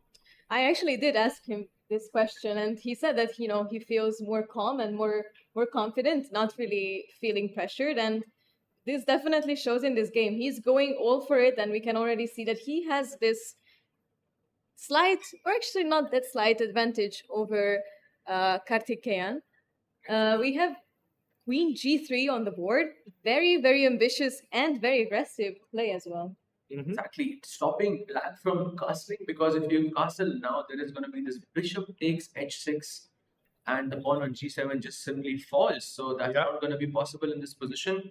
In fact, in this position already, one move ago, Vincent already has a +1 advantage, which is huge. If you consider King f8, black loses the castling rights. King f8 is... Wow. Wait. This is black admitting that my position is worse. And if the producers can add a disclaimer that don't try this at home, because King and f8 completely, something we don't recommend to amateur players. But it's true, Sahaj. It's just agreeing that white, you are better, and black is in for a long drawn defense in this game. Definitely. And one question also arises: what are we gonna do about the h8 rook? Because you see, castling is about two things. It's putting the king in a safer place, but also moving the rook closer to the game, closer to the center, and connecting the rooks. We know how important it is, and right now we don't really see any future for the rook. No future. And Sahaj, the rook on h8 would love to think of this as a freestyle game so it can jump over. But yeah, it's completely out of the game. And by the way, some interesting info for the local fans and everyone here watching is, we asked Vincent yesterday what's his favorite Indian dish or Indian food, and he said it was chicken madras. So, and we're from Chennai, so he definitely likes some Indian food. Now we know why he's 2 out of 2 in this tournament. Exactly. In fact, it's also, I just wanted to ask chat and anyone here, can you predict how many times Vincent has been to Chennai? So it's like, do you think it's his first visit? He's come twice or thrice? And even question to you guys, actually. I'm going to say he has come here twice, because for the Olympiad and then for this tournament. Okay, Kincho? I mean, I can't guess 2 anymore. I mean, you can. Just since he's asking, just make the number bigger. Okay, you know what? I'm gonna go with 4. Why not? 4. Any guess in the audience for Vincent's visits to Chennai or India? 5. We see 5, and I think Sir Yes has said 3. And chat, that's the correct answer. Vincent has been to India and been to Chennai thrice. In fact, he's also played once in Kolkata. But specifically to Chennai here, first time for the Olympiad. This is a third time, and in between, remember, he's the second of world champion Gukesh. They had a camp during the last Chennai Masters in the Leela Hotel. So Vincent definitely knows his sightseeing around Chennai, knows the best places here, and he's having a great time, 2 out of 2. And Sahaj, I wouldn't be surprised if he goes 3-on-3 today. Definitely, he has the confidence. He has the sharp moves, Mhm. and he's for sure going all for it. And he's trying to show us early in the tournament that he's not fooling around, and he came to leave with the victory. Yeah, and Sahaj, we've also, I was in the hall in the first 15 minutes. It's always nice to see, Vincent's dad is here in Chennai, and Vincent's dad stands there right, next to his board for around 15 minutes. I don't know, you as a player, is it more pressure if your dad is watching, or you feel more relaxed? No, of course. If I'm in a worse position and my mother is watching, it happened in Chennai actually. It happened in Chennai in 2011. I remember playing the first round against I think a local player around 2300. His name was Kunal. I was in a completely lost position, and I saw my mother just standing there. And the bigger pressure was that, as opposed to, so I can definitely tell you it can be a bit stressful, but, he's clearly managing really, really well in this tournament. And he's already 2 out of 2, and looks like it that he's going to win this game as well, because he has a clear advantage. So yeah, and also a time advantage as well. Yeah. He has around 20 minutes more than his opponent. So I would say things are looking really good for Vincent Keymer here. Yeah, like Kincho said, the rook on h8 has to find a better square, and Vincent is playing against a Chennaiite, Murali Karthikeyan, who was supposed to play in the B group just until 2 days ago, and he got the upgrade kind of, to the A group. And I asked him actually, is it a good thing or a bad thing? And he said he always wants to be in the middle of the pack. Doesn't matter if it's the A or the B group. Oh. So let's see how Murali adjusts to that. And good thing about Murali, for Murali, is he just won the BL Masters. So he's coming in with some good form and winning a good prize there as well. So let's see if Murali can defend this game. And I would like to take to Sahaj on the expert edge. You see any other game that is heating up for us? I think the game between Anish and Pranav, we did take a quick look. Have we taken a look at it? Yes, we did actually. Yeah. So maybe we can check Arjun versus Robson, because we haven't checked that game I think since we came back from the break. Yeah. Arjun just playing short castle in this position. Very, very logical move. Also, he was defending the F2 pawn. The position looks a bit, equalish, but we know it's Arjun. So he's going to find some way to, create some mess in the position and, find his way there. The time looks pretty good for Arjun. I would say around 20 minutes advantage at the moment. Both players having 1.5 out of 2. So very, very crucial game, because the person who wins this, is either going to catch up to Vincent or maybe even surpass him, depending on how Vincent performs in his game as well. Well, let's not forget that Ray Robson is a 5-time Puzzle Rush World Champion. Yeah. So, Arjun definitely has to be a bit careful as well, because he can just, come in hot and find some super difficult tactic. And we just see him play Queen B8. By the way, beautiful move. And I would like to ask this question to Rakesh Bhai and also to our viewers over here. If white plays the move H3 here as white, then what is black's best move? Think about it. Maybe you can have it on the board, Rakesh Bhai. Ooh, okay. I see it. After H3, I, royally ignore your threat in a way. And let's see if anyone on the live chat or the live audience can come up with. Think of Mikhail Tal, go bonkers. Think of an attacking move. Think of Arjun. Yeah, Think of Arjun, actually. Arjun is sitting in front of you because he just played H3. And what would you play? What would Arjun play? Yeah, white wants to kick this knight away, but hey, we like to fight. Absolutely. I think, do we have someone? Yes? Yeah, can with we- the microphone? Can you please tell us your name and also... Yeah. Into the microphone, please. Sorry? Wonderful. Actually, Beautiful. H5 is the only move in this position, and a very, very strong one, because once you take on G4, black takes back, and then... Let's actually show that, Sahaj. Yes, absolutely. H5, pawn takes knight, pawn takes pawn. And now suddenly the queen and the rook. You see the purpose of this move, queen b8 now. Yeah. Because it's hitting the h2 square, and the knight is unable to move. The queen comes in, and that's just checkmate. And if you guys knew how many times I have lost like this when I started playing bullet, I'm like, oh, a free piece. I become a bit greedy, and then immediately, realized how big of Dangerous it a can be, yes. fool I was. Yes, but these are very, very common ideas, and it's good to always be aware of them. Yeah, and great shout out to by Kinsho there about him being a puzzle battle world champion. And you see, this is Puzzle Rush. Yeah. He's kind of inviting Arjun, baiting him to play h3. But Sahaj, any chance Arjun falls for this? Absolutely not. Absolutely. No way. Because the moment you see the queen on b8, you know what's coming in the Yeah. next move.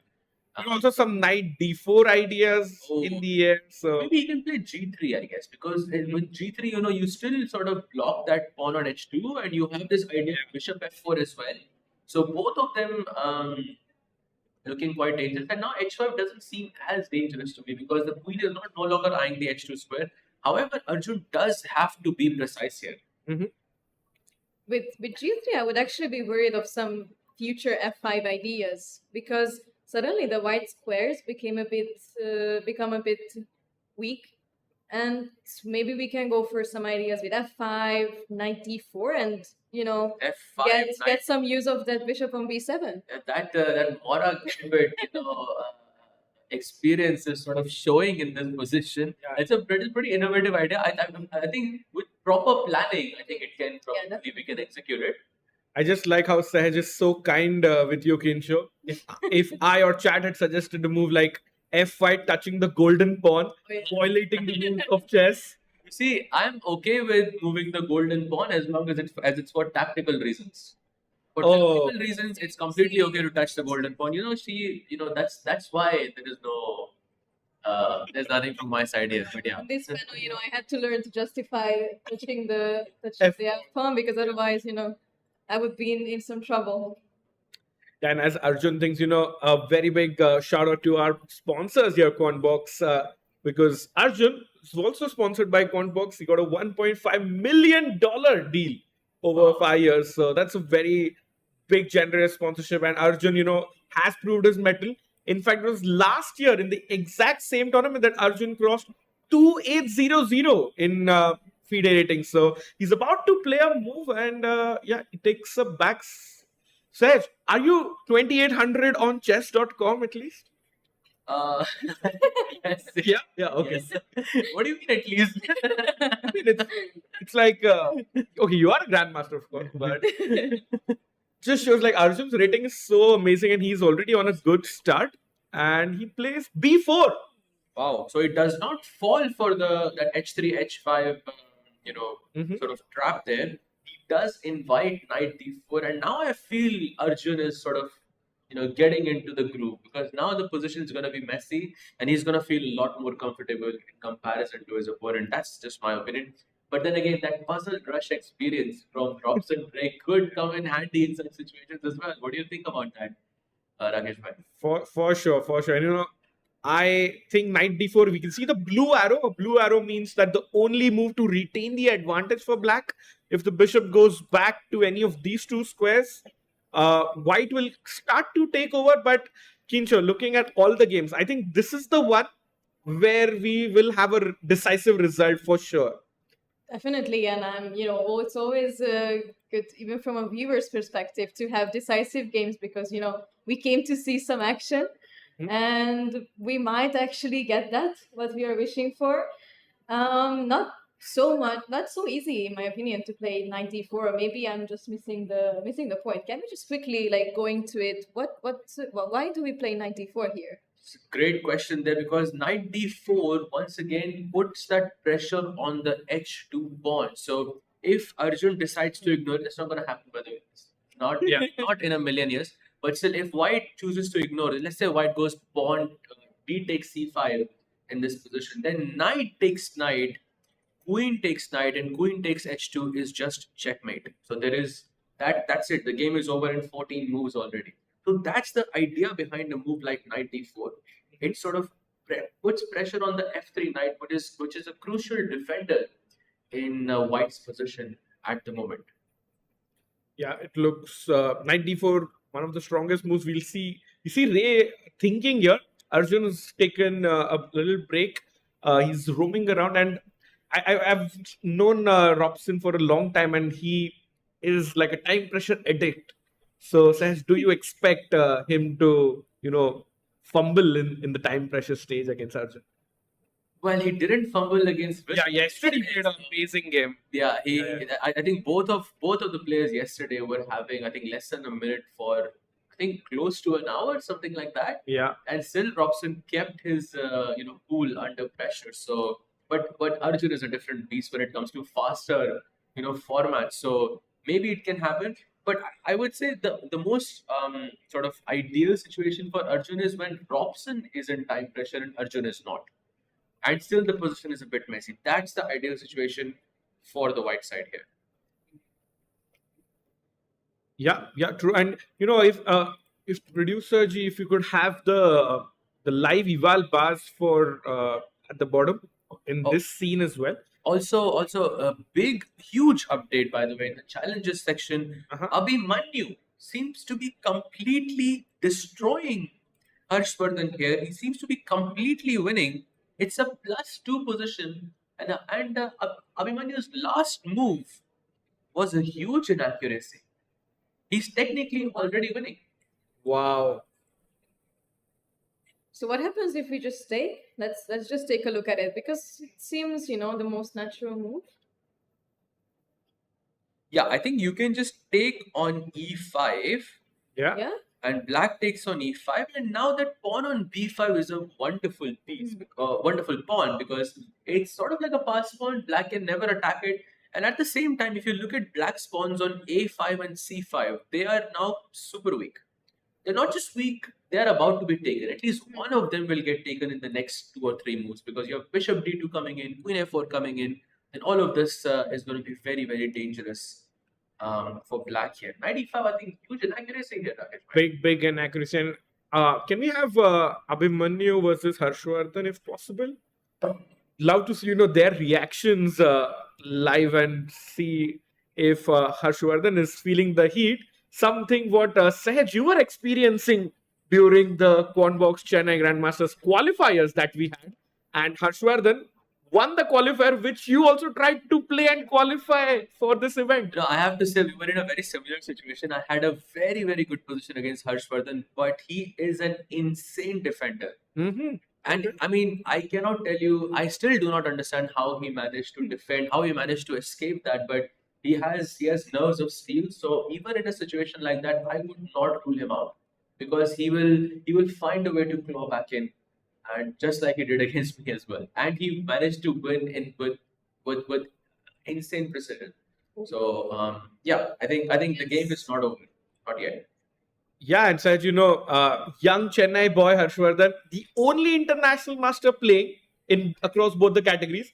Do you think he has some chances for a GM norm here? Oh, absolutely. I think he might become a GM very soon, but I do feel he has the strength. And it's only a matter of time when he makes Do we know if he has any norms, by the way? Yeah, he has, I think, one. And shout out to his dad, also 2200 rated player, yeah, Gopala Krishnan. So oh, wow. He's here, I think, I'm not sure if he's in the audience, but he's a proud father. He's seeing his son playing, in a tournament. And, such a nice feeling, because there's so many talented kids in India. But it was through a qualifier. It's all fair. Everything, like whoever wins the qualifier makes it to Chennai. Unlike some people also get to commentate here. But nice to have, these strong players. And for me personally, I'm rooting for either Harshvardhan, Pranesh, another strong Chennai GM, or Diptayan. 3 qualifiers who play an online event, get to the B challenges section, win the event, and next year they get to play with Anish Giri, Arjun Erigaisi. That's like a dream for every kid. Absolutely, it is a life-changing experience. I mean, we saw this happening to Arvind. Yeah. Because I think just after winning this tournament, everything changed for him. He hit, I believe, the rating of 2750, not much later after this happened because yep. he got invitations to so many elite events, and it opens so many doors for him. And I think the same can be said for Pranav as well, because Pranav is now, he won the challenger section and now he's playing in the master section, and having this opportunity to play against the best players in the world is something else. And Sahaj, you forgot the biggest one. Chennai Grand Masters, like Quantbox Chennai Grand Masters, changes lives. It was Gukesh Yep. who qualified to the FIDE candidates in the last minute entry. Otherwise, Gukesh would not have become a world champion. That is an insane point to think about. So I think it's like if you win this tournament, it can change your life in a way. So Yeah. That's definitely why he wanted to get into the competition. All right. So Kensho, Bishop D2 played, and you see, you've seen this always. When a game is about to end, or if there is something, people start coming towards that board. You see, Adhiban always wants to have fun. He's kind of laughing and telling Abhimanyu, "Oh, it looks like you're winning, buddy." Yeah, definitely. I mean, the position is not looking too promising for Harshvardhan Yeah. for now. And it is definitely heating up. And if he doesn't want to, get into some really, really big trouble, he definitely needs to think about the next decisions, how to, wire himself together, because all of these pawns on A5, C5, and D5 are super weak. And there has E7 to as well, I think. E7. That's true, and he definitely needs to figure out a way how to somehow hold it all together, which is a very, very difficult task. I'm thinking if in an ideal scenario you want your knight on d6, you want and I don't even know what I'm going to do with the bishop. I mean, maybe I just ignore the pawns and I just go for some f5 push to find some counterplay, divert the attention, from the queen side completely. But it seems difficult, yeah. Yeah, I see how in desperate situations you throw your rule book out of the window, touching the golden pawn yet again. Yep. But it's a desperate situation for Harshvardhan, this one. Exactly. Absolutely. Okay, so while Harshavardhan thinks, maybe we can go to Aryan versus Diptayan Ghosh, because there also something very crazy is happening. Okay. Last time we covered this, Black had just played the move d5. If we just go back to that movement on move 15, it was d5, queen e7, which was a huge inaccuracy, because now White can just capture the pawn, and that's exactly what has happened on the board. Yeah. He takes d5, takes, and Black goes rook a8, another inaccuracy. And now White has so many moves. There's rook takes d8, there's bishop c4, and you're just a pawn up. You have double bishops, you have half an hour more on the clock. What more can you want? That's a dream position for Aryan Chopra. 26-34, trying to beat another qualifier, Diptayan here. Kincho, any chances for Diptayan here?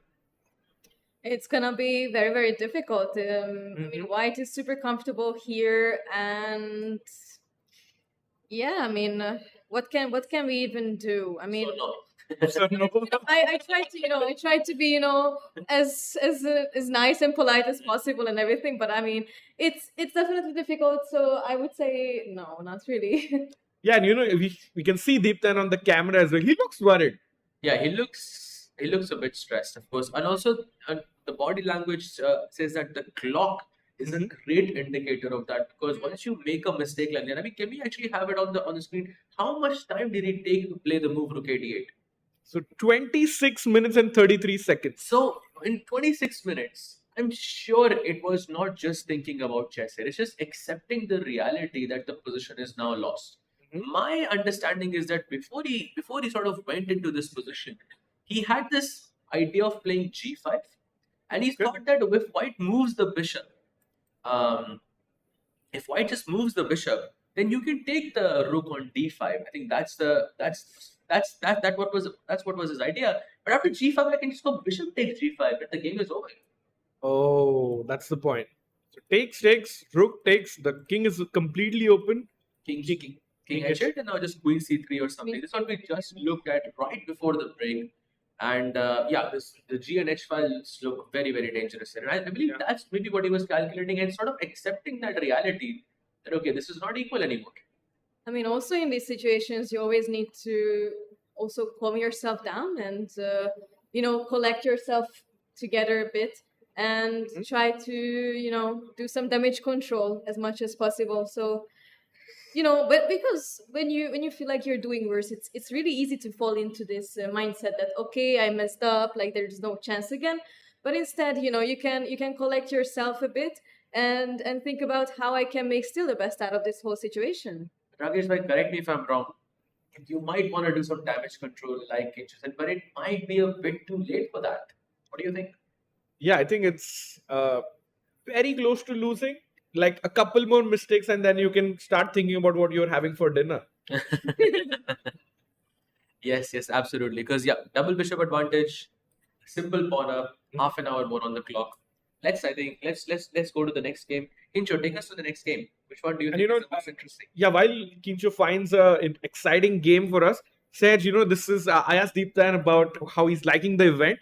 Remember, he qualified from the online qualifier, and it's his first time ever in his life. He's been playing chess for 20-25 years now. First time ever he's playing a closed tournament. He's always placed open. What about the ones in Budapest? He's the Diptayan has never played. He's Never played. Wow. open tournament specialist. Rarely loses a game. Very solid. But yeah, it's opportunities like this. You're coming up with so many cool stats here, so many cool facts here. GG. Yeah. Loving it. So Kincho, do we have a game? I think let's go back to the Masters section and let's take a look at the Awander's and Jordan's game, because it is a really uncommon position, I would say. I mean, I barely see anything similar to this, and I don't even know where we left this position off because it changed so much. Right. I think it was somewhere around this moment when White played bishop g5 check. I think we can go from here. f6, bishop goes to h4, just defending the bishop. Black plays a6. Yeah. Bishop to f1. Knight to b3, attacking that rook on a1. Rook goes to a2. Bishop to b7, developing that bishop.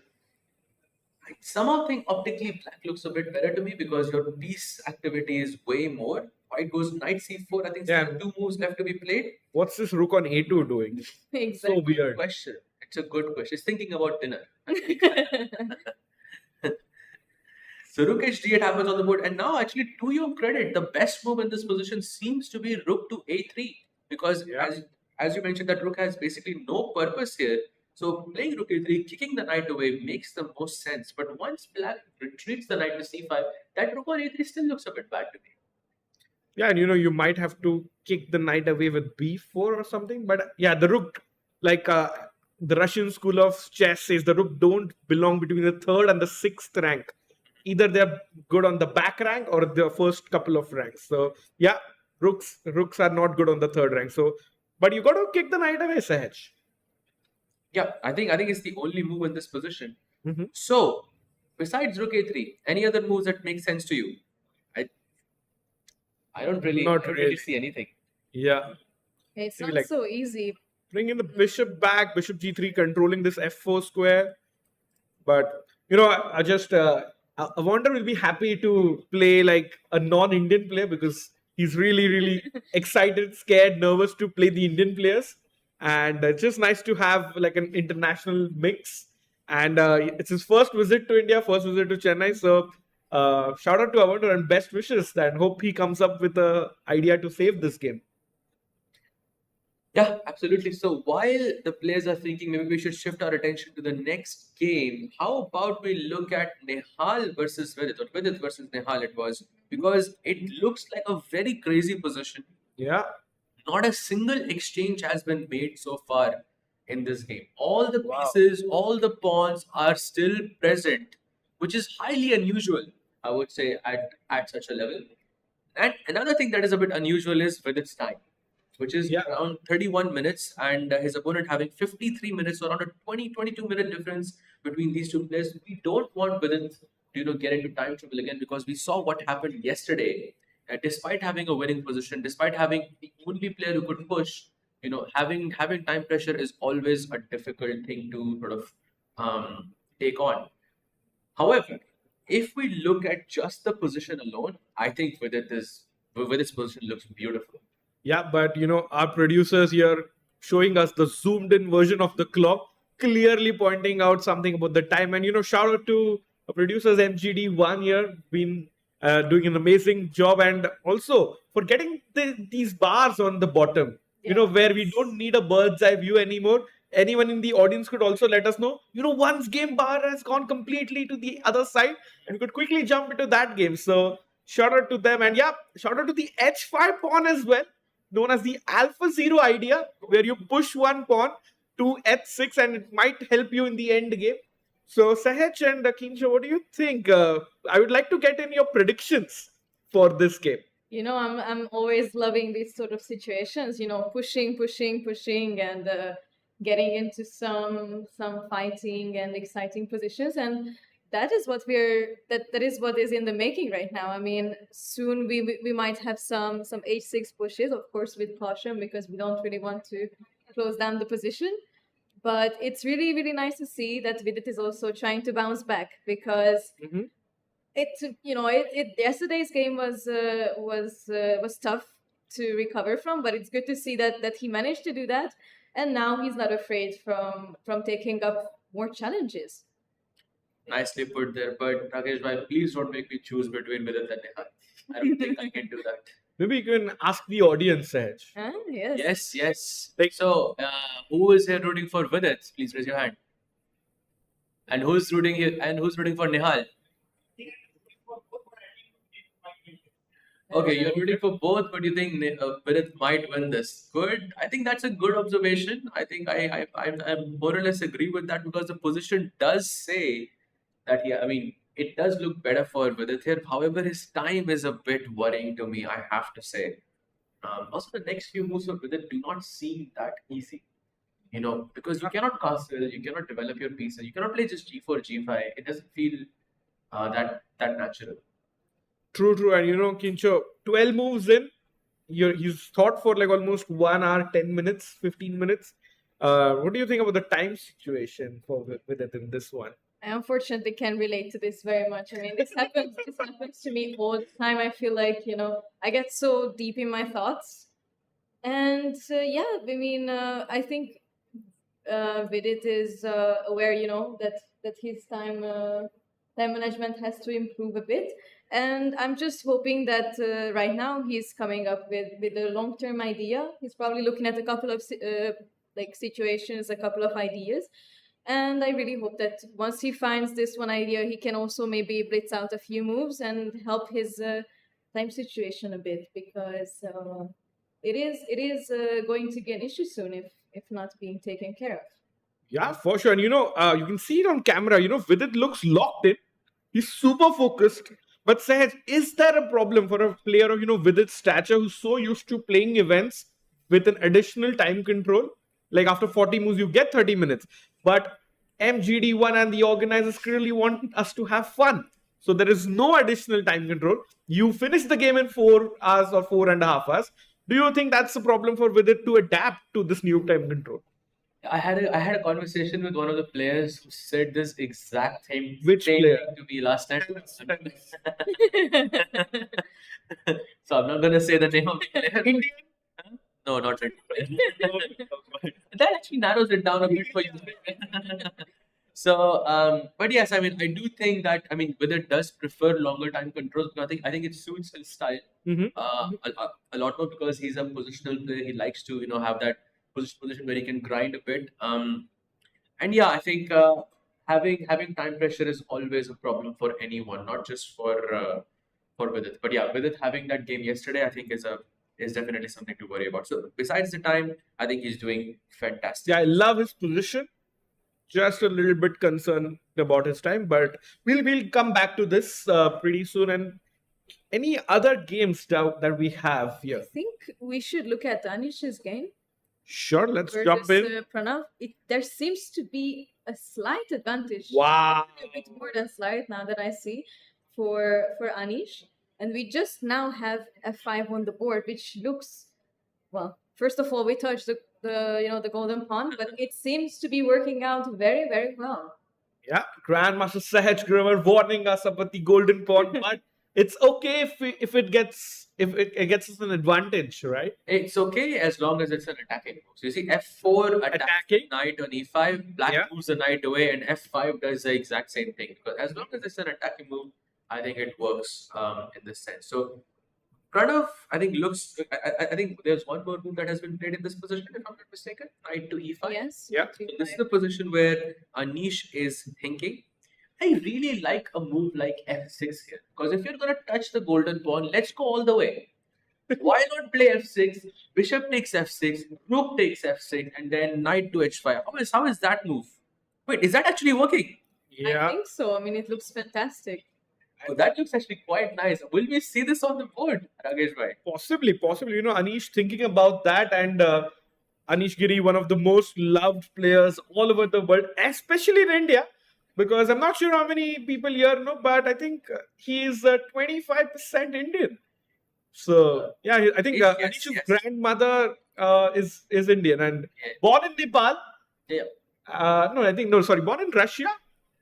Lived in Japan. Lived in Japan. He's Somebody- crazy, and now that's It's a crazy They story. had a crazy journey, you know. married to a Georgian chess player. So Yeah. Speaks, I think, 4 languages or something like that. Mm. he's amazing. Very, very. amazing. Anish is amazing. I'm a big Anish fan, and let's see. Do you think we'll see f6 by the way? I think so. I think that's why Anish is thinking. I think he's just considering f6. But however, my worry is that after a move like f6, does black have to go bishop takes f6? Or can I just Okay. play bishop c5 or pawn takes f6 instead? Are either of these two moves? So this is more worrying to me. Yeah, and learning to be ignorant after f takes g7, black also moves the rook, doesn't engage in any of white's moves or white's ideas there.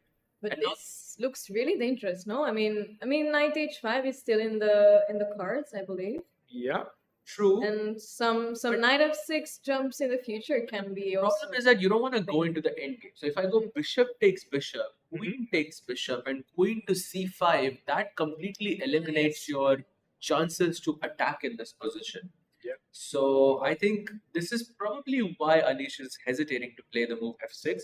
There might be something better on the table. I guess we'll just have to wait and see. Any other moves? How about a move like just king h1 and then look for f6? Exactly. The best suggestions by the computer are just try to make this idea with f6 work. So either you play rook a c1, kick the queen away, or you don't have that option of trading the queens on this diagonal there. And another option is b4. But the best move is Sahaj here with an expert advice telling us that slide the move king across and then go in with f6 on the next turn. I think that makes a lot of sense simply because if black was playing this queen c5 and exchanging through that pin, it makes sense to sort of sidestep, prepare for the attack first and then strike as fast as you can. Yeah, see Anish deep in thought there. Amazing camera angle. We can also maybe zoom in a little. I think he's thinking of something. Anish can feel it that there's something got to happen in the position there. Absolutely. Ooh, very, very dramatic, very artistic. Yeah. We have Shout out to our producers there. Amazing work, and this is amazing. You see the players' reactions up close. And Kincho, looking at the body language, what do you think? What's going on in Anish's head? I feel like, every chess player has this little bell ringing sometimes in their head. When Spidey they, sense. Yeah, the spidey senses, are tingling sometimes when they feel like something is going on. And I definitely think that this is the case for Anish. So I'm sure that he can feel something and maybe he is trying to figure it out. And that's, why he's so much deep in thought. So I'm thinking that he's completely aware of this situation and he's just trying to make this f6 ideas work. So I genuinely believe that maybe something like king h1 or rook c1 can actually happen. What do you guys think? Nice description there. And Pranav getting back on the board, I definitely think between these two players, Pranav looks more tense to me. Anish is more focused, but Pranav definitely looks a bit more tense to me. And judging by the position, judging by the clock, I think this makes a lot of sense. Yeah, I think I wouldn't want to be in this situation as black, considering that Pranav only has had half out of 2, and if this game does not go his way, it will be half out of 3, which is definitely not a good start for the challenger's champion. Yeah, of last year. Also not just that, Pranav Venkatesh, Chennai's own Grandmaster, won the Challengers edition last year.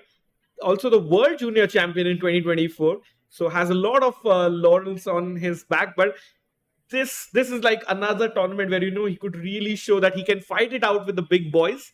But you do not want to lose 2 games in a row. I mean, like in the first 3 games at least, he lost to Vincent, got a draw in between. But this game, Anish, definitely in the driver's seat for now. Yep, absolutely. 1 out of 2, and I think this will put him, close to the top part of the table. So definitely, I think looking good for Anish. So while I think Anish thinks and ponders over whether to play King H1, whether to Yes, play F6. Yeah, and shout out to sorry, Dhanush. shout out to Dhanush in the audience. Telling us about Vincent is about to win his 3rd game, and this is possible because of MGD's one amazing production and the live bars. Yep. And that's why Dhanush in the front row could tell us, and thank you for that. And Saj, why is Vincent completely winning yet again? Oh, that King on F8, that freestyle position. It looks like a freestyle game. Yeah. King on F8, Rook on G8, Rook on A7. No, there's no harmony. No, in Ugly. space. It looks a bit, let's say, unpleasant. Yes, for sure. White's pieces just seem to be working so well together. The Queen on G3, Bishop on E5, doing a wonderful job of putting pressure on the G7 pawn. The rooks are super well connected. You might have this sort of knight takes D5 sacrifice at some point, and it could work. So yeah, I think it's a mix of many reasons that why White is better. Nothing concrete. White doesn't have to play concrete. Like I can even see on the silicon monster over here that you can play a move like B3 and still White is gonna be better here because it's a long-term advantage. Yeah, and I mean, with black, it's sort of difficult to even make up some ideas. I mean, the rook is so stuck. The king is also like in the center of all the action, and it's just not pleasant to be around the queen and the bishop that are both looking at the G7 square. We know that these situations can leave some pretty big marks in our position. Absolutely, and I think there is one idea which I missed previously, which is just a move like knight E2 and knight D4. Yeah. And that just puts pressure on the C6 pawn and also brings out this idea of knight to F5. And then there is a third piece attacking the G7 pawn. And before you know it, it's GG. And he might actually win his 3rd game in a row. Vincent Keymer, I think Chennai people would definitely love him because he helped Gukesh win the World Championship in a way. But very strong player himself, 2-on-2. If he can get out with a big start, very difficult for the others to catch up. That's for sure. And By the way, yeah, maybe we can take a quick look at Vidit versus Nihal because I'm once again the position is kind of okay for Vidit. I would say maybe a slight advantage, although he had just made an inaccuracy with the move B4. Now my question to you, Rakesh bhai, is it because the move is bad, or do you think Vidit is sort of getting a bit nervous because of the time situation? No, I don't think he looks nervous. Look at him sizing up Nihal. It's like David versus Goliath. Vidit never looks nervous. Yeah, he's He super never looks confident. nervous. He's staring down Nihal there, and it's just he feels confident. I think Vidit loves this position. Yeah, absolutely. No, I think I also love this position, but at the same time, just the time situation makes me a bit worried here. So why is B4 such an inaccuracy in this position? Because I feel like it feels like a very natural move to me. I think it's still fine. It's amongst the top 3 moves in the position. So it doesn't create any weakness. In fact, just strengthens this. You can never go pawn to A5 because I want to push and kick away your knight. And Vidit is a classic example. Here, anyone in the audience or in the chat, you want to get better at chess, start playing on both flanks of the game. So Vidit, look at this. Putting the pawn on H5, also putting this pawn on B4.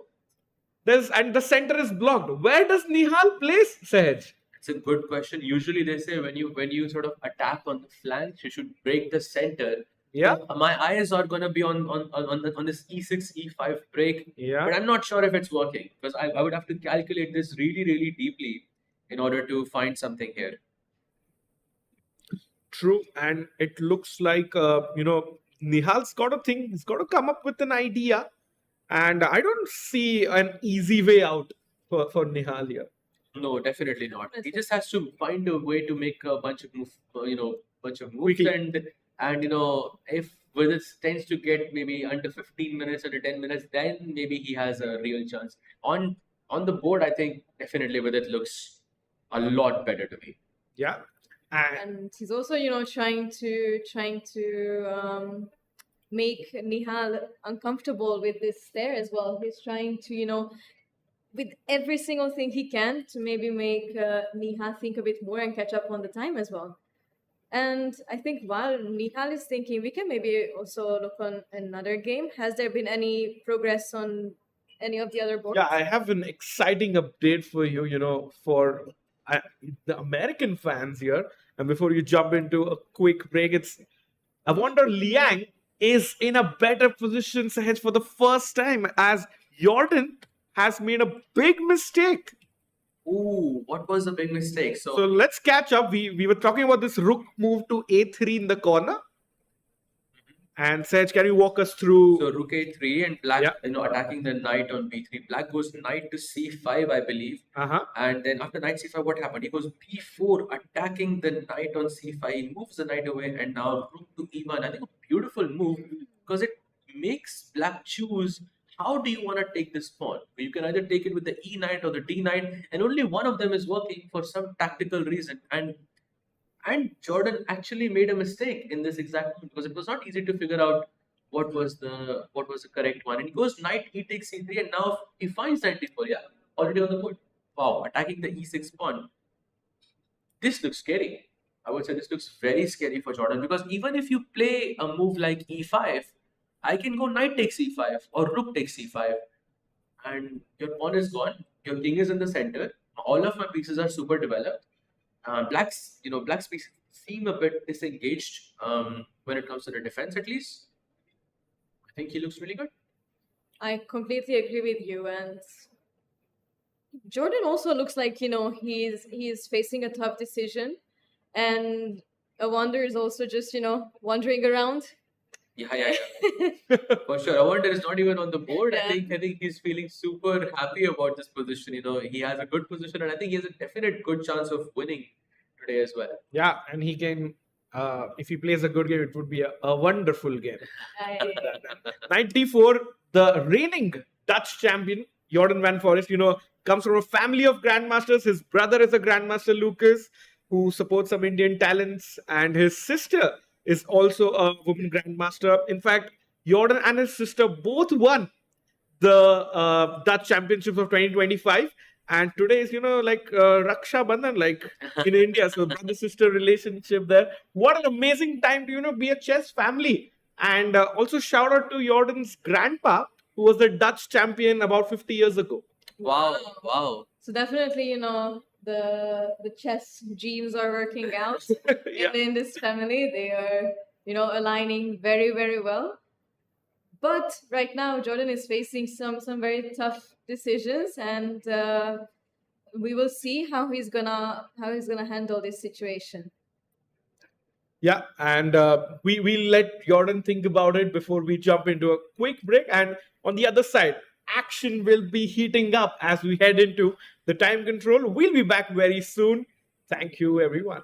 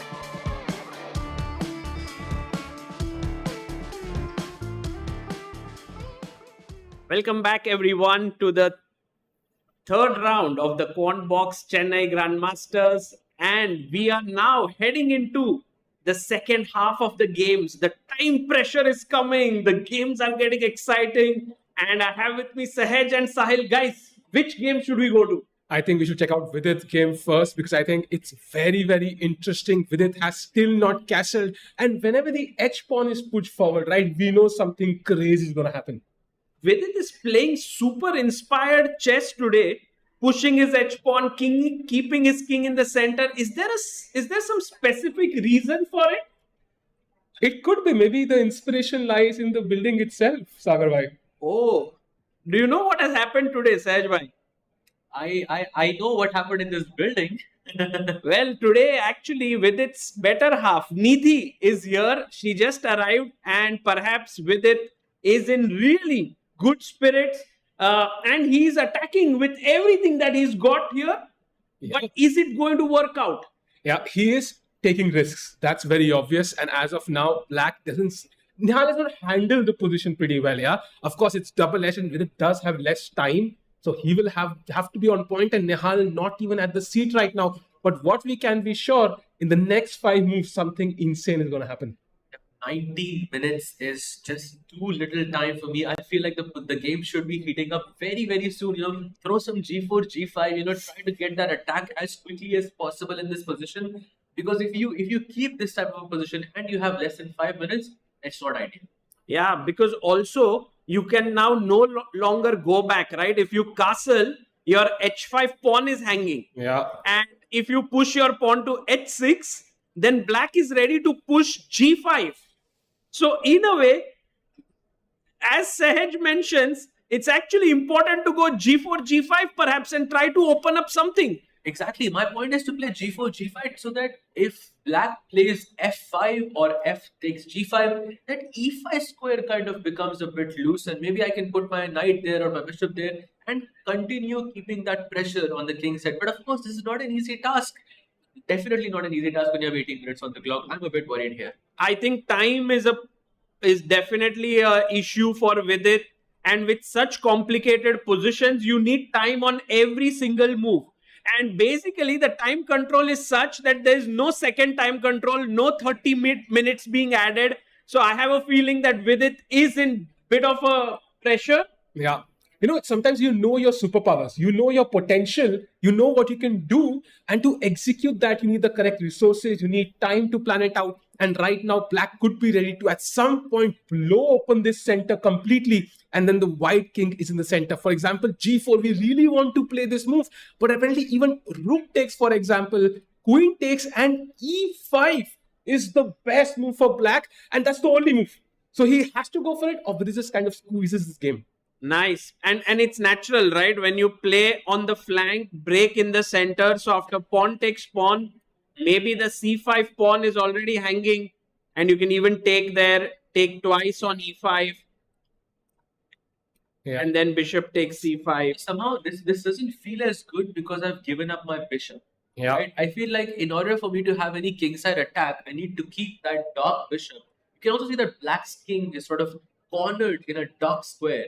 And I would need my dark bishop to create some attacking chances or sort of further my attacking chances. So instead of d takes e5, what I was thinking is, what if I just retreat my bishop back to e3?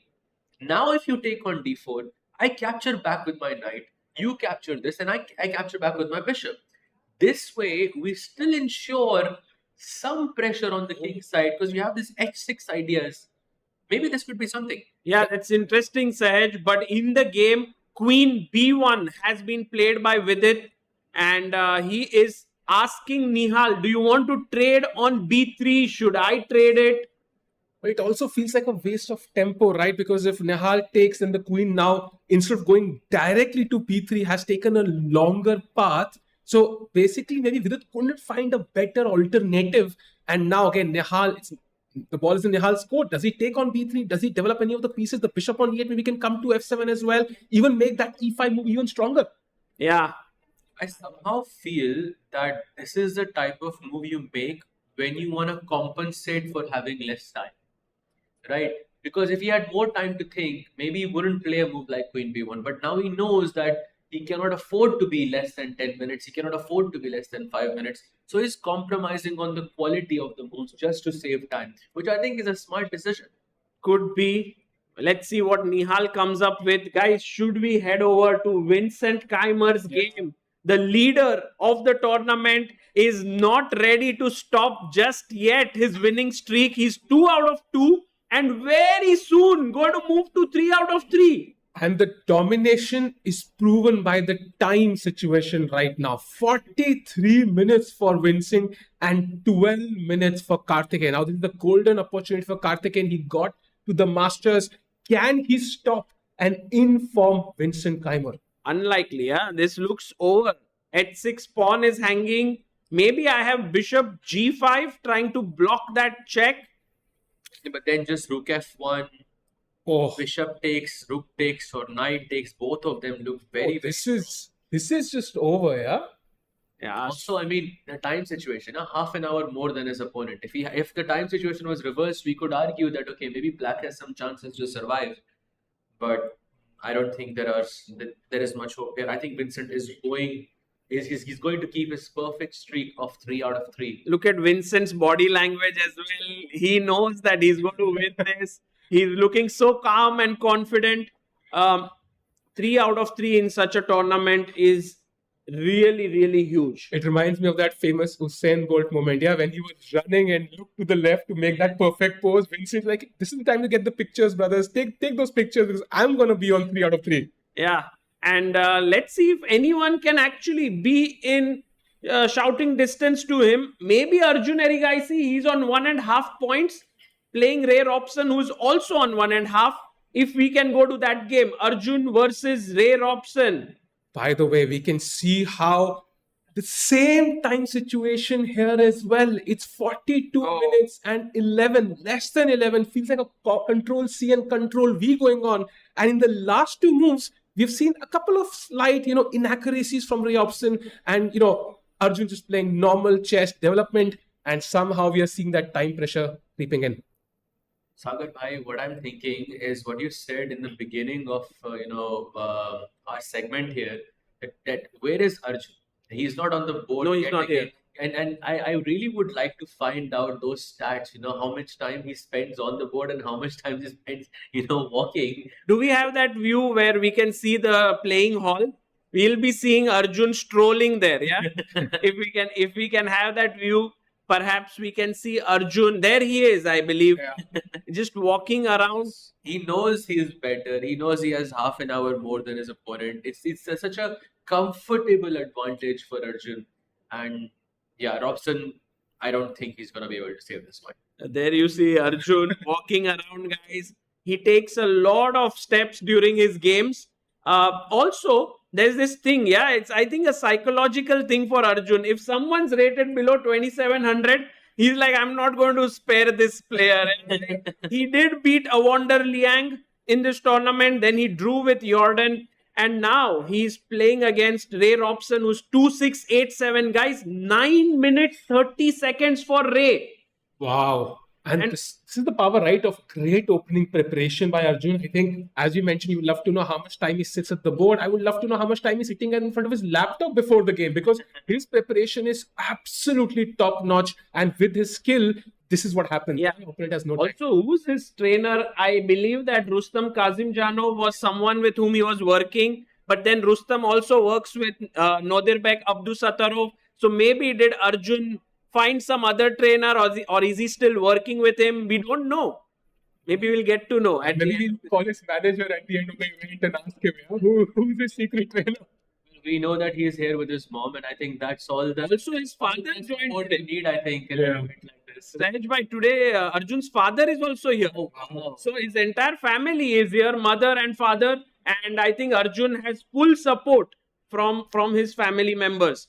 So right now, looking good is Arjun. Should we go to the next one? Anish Giri seems to be pressing against Pranav V, or has the position changed a bit? There was a slight inaccuracy with Rook C1. We were just discussing this. King H1 was a good move. We had this very cool idea of playing F6, but it wasn't working in this position because Black has this Bishop C5 ideas.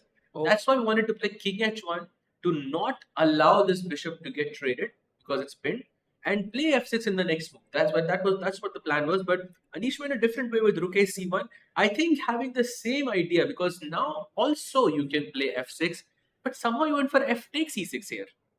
F takes e6, and Pranav is thinking, should I take with the bishop or should I take with the pawn? Is one better than the other? I would naturally take with the bishop. Yep, and regardless, I think Anish has pre-moved knight f5. That's the beauty. Even if you take with the pawn, it's still pinned and knight can still hop into f5.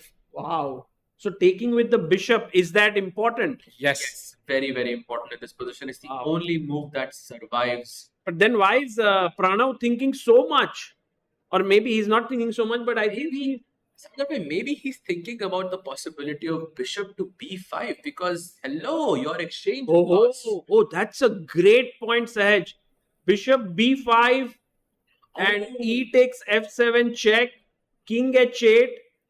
Is there some kind of a mate or something? Maybe we can ask the audience. There's a beautiful move here. Just Really? one move that Okay, saves guys. white here. Guys, can you play here the best move? Because I can't see it yet. Oh, no. It's a very nice move, actually. It's not necessarily a tactic. It's a way to avoid losing a rook in this. But there is just one way that Yes? Rook c5. That would be a good move, but black's bishop is eyeing the c5 square. So black can go bishop takes c5. Yeah, actually, I also got tempted by that move. But then the bishop was there. Anyone else wants to try this? I believe I found the move. Yes? Queen E1. Yes. Anand ji, you are playing really strong today. Well, all Anand's very strong. Yeah, so Queen E1. What a move, because you can't take the rook. Queen is hanging. And if queen takes queen, then we have rook takes queen, saving the rook there. And now you can still play, sorry to just go a bit deeper here, but you can still play knight d3 after queen e1, rook e1. You can still play knight d3, but this time you choose to just give the exchange. You can play e5, you can play knight f5. But I have to say, optically, it doesn't feel that obvious that white is winning. So maybe this is what Pranav is sort of calculating in this position. By the way, he just went... I have to give it to Sahil Bhai, who just said that, he's going to pre-move knight f5. He did pre-move it. Knight comes to f5, attacking the bishop there on e7. And Pranav has to find bishop f6. I think the problem is he has to find the string of only moves. He has time to calculate, but he cannot go wrong. Any other move, for example, if you take that Rook f5, yeah, rook f5, suddenly the bishop pair, pressure on f7, the second rook coming in. This is going to be very tempting to play, but very dangerous. So bishop f6, the only move in this position. Getting excited here. I don't understand. By the way, guys, just to draw your attention to, is Awonder Liang completely crushing Jorden? Yes, Jorden just made a huge inaccuracy with this knight c3. Oh, by the way, there's a brilliancy on the board. You can show that. Yeah, this was the position and black was slightly better, and this was a slight error. He had to take with the second knight. How difficult it is, yeah, to just decide which knight to take with. I'm super confused with these knights in the center. What is wrong with knight takes c3? Like here. I think maybe the e file opens up and now knight d4. He found it. Yeah, he found it. King f7, takes on e6, rook d7, and rook takes c3. A brilliancy on the board, sacrificing the exchange. And now knight takes b6, instantly winning it back. Isn't this just GG? No, he played rook d8, right? Oh, he played rook d6. Oh, bishop. Isn't this just loss? But now you can see the blue arrow, Sahaj. It means you have to find the only move here, bishop c4. If you don't play it and you take knight takes a8, I believe that wouldn't work, right? Rook takes e6. Yeah, there's some level of hope for black here. Maybe that, with the knight trap there. The best move, bishop c4, would be a killer blow here. But Sahil bhai, beautiful tactic here for the audience and for you guys as well. After bishop c4, if black goes rook takes b6, it's mate in 2. Mate in 2? Wow. Yeah, it's a mate in 2. Guys, what should white do here? Because I was also wondering. I couldn't figure it out fully. What? It's a mate in 2. And just it's an only move in the position. Anything else, white is losing. Guys, white to play and mate in 2, yes. No, but then there is rook takes c8. So Yeah. we said knight c7 and rook e8 check. But then remember, black's rook on 8 is also controlling the e8 square. You have the right piece. I You have love, the right I piece. love how he's trying and he's trying to find the move. Good job. Yes. When you think knight g5, absolutely Yeah. correct. Black goes king f8. Yes, knight goes h7 and that's Guys, checkmate. what a So- beautiful checkmate. So just a pointer here. Whenever you think about discovered checks, start with double checks first, always. He found it. He found bishop c4. And Let's go. Jordan is struggling. Awonder Liang, we saw him yesterday, playing with the camera, learning the best camera angles there. So he's very curious about learning, and clearly he's showing some great signs today.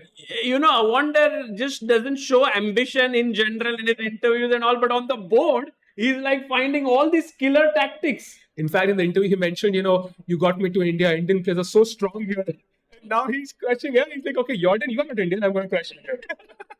Well, so right now, big win coming in for Awonder Liang. This round seems to be a very intense and combative round. What about Vidit and Nihal Sarin? Should we go to that game? With having 10 minutes on the clock, this is very, very stressful for me.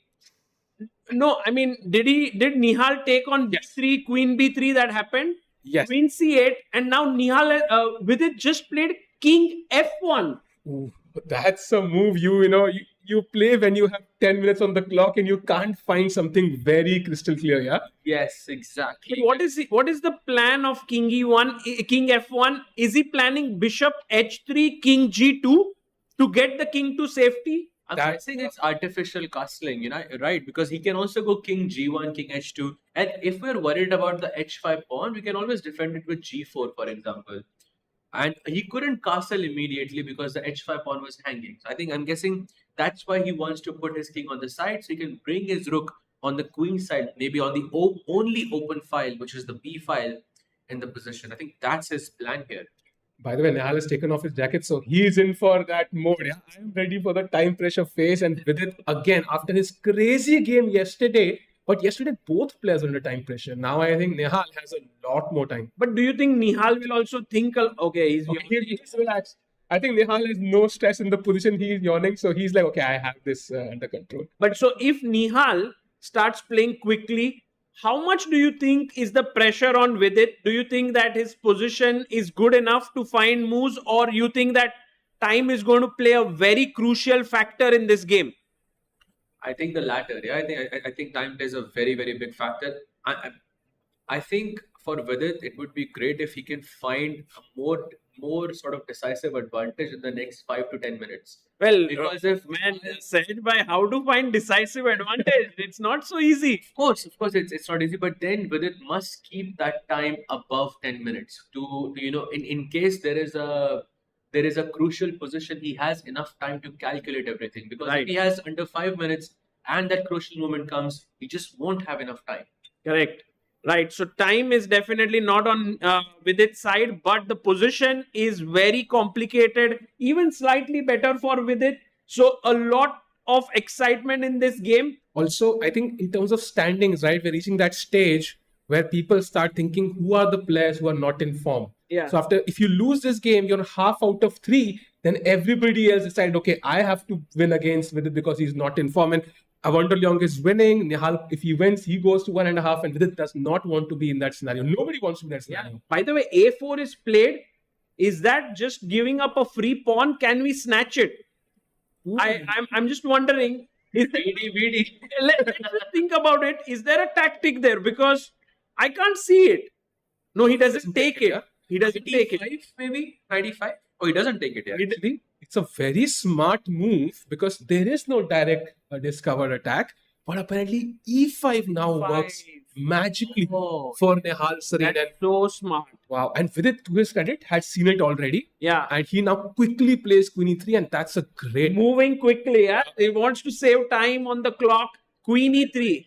Sahil, actually, can we show what the next move after E5 was? 'Cause that was insane. It's only one move that saves white here, but we must mention it for our audience here because it's such a beautiful move. I think this is too difficult. It's too difficult to ask, I think, but we should show the idea anyways. So now you don't take the pawn. You don't try to do anything. You play knight to h4 as white. Oh, And that's why I think Vidit probably didn't see this. And if you, for example, take that free piece, Yeah. even now you don't play check, you take on d5, you cover that g8 square, and next knight g6. Oh, this is insane, insane tactics. Also, c6 hangs, knight g6 check, everything on the everything on the board. Oh, wait, knight d8. Okay, we have to ask the audience white to play and win. Oh, I'm so glad we went into this round. this is very beautiful, very pretty. Guys, white to play and finish it off with a flourish. Anyone who is here, Yeah, I see a hand there. yes, can we have a mic there? You can tell your name and the move. My name is Raghav. Yes, Raghu. Queen takes e8. Wow, Yes. beautiful. Queen takes e8, rook takes e8. And now knight to g6 check. What a and- question, man said. Beautiful. Takes, and it's a checkmate in the corner. That's beautiful, actually, beautiful. and I'm like Vidit maybe did not find knight h4. A difficult move to see this, and he just had less time. He played the logical move. It's also a good move. Yeah, it's a very good move. And now again, like he's focused on not allowing e5 at any cost, also defending that pawn indirectly. And now bishop h3 can really put pressure on the e6 point.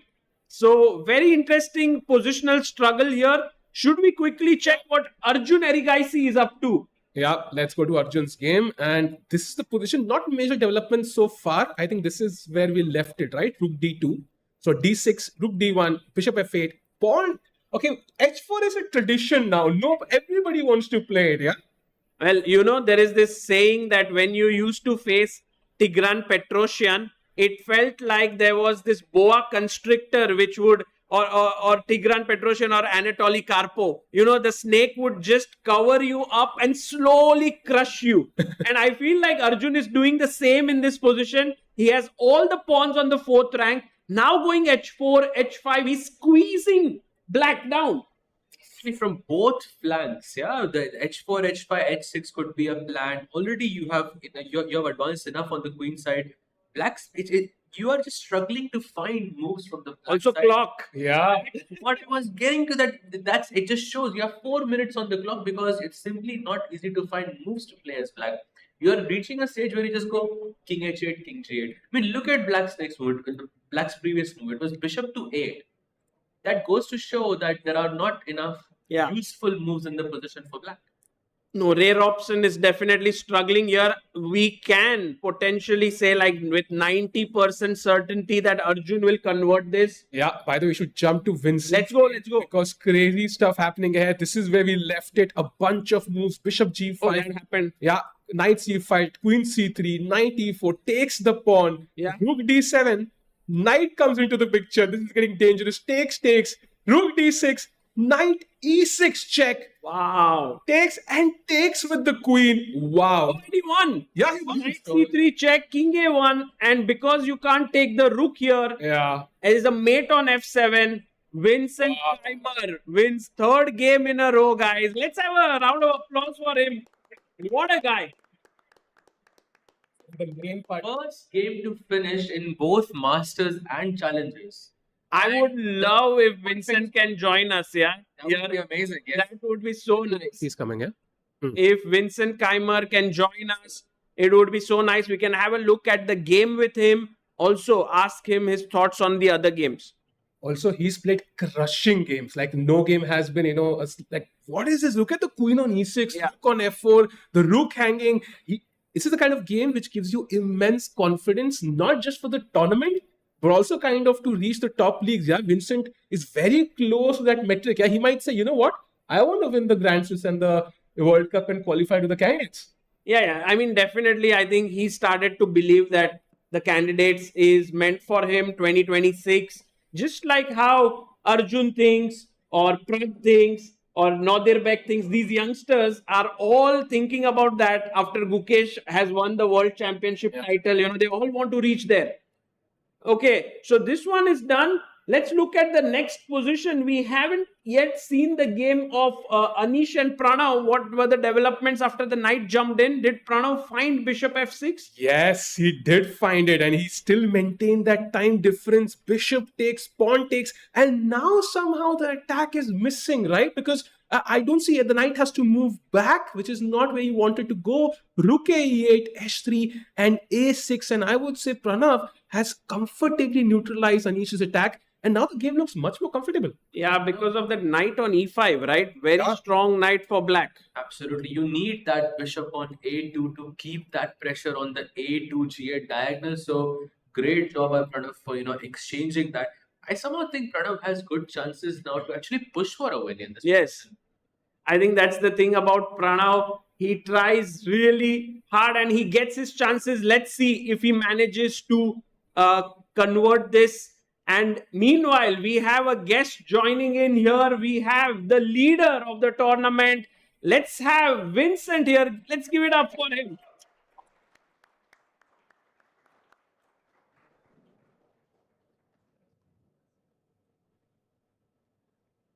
Vincent, this is the microphone. You played an incredible game. 3 out of 3 start here in Chennai.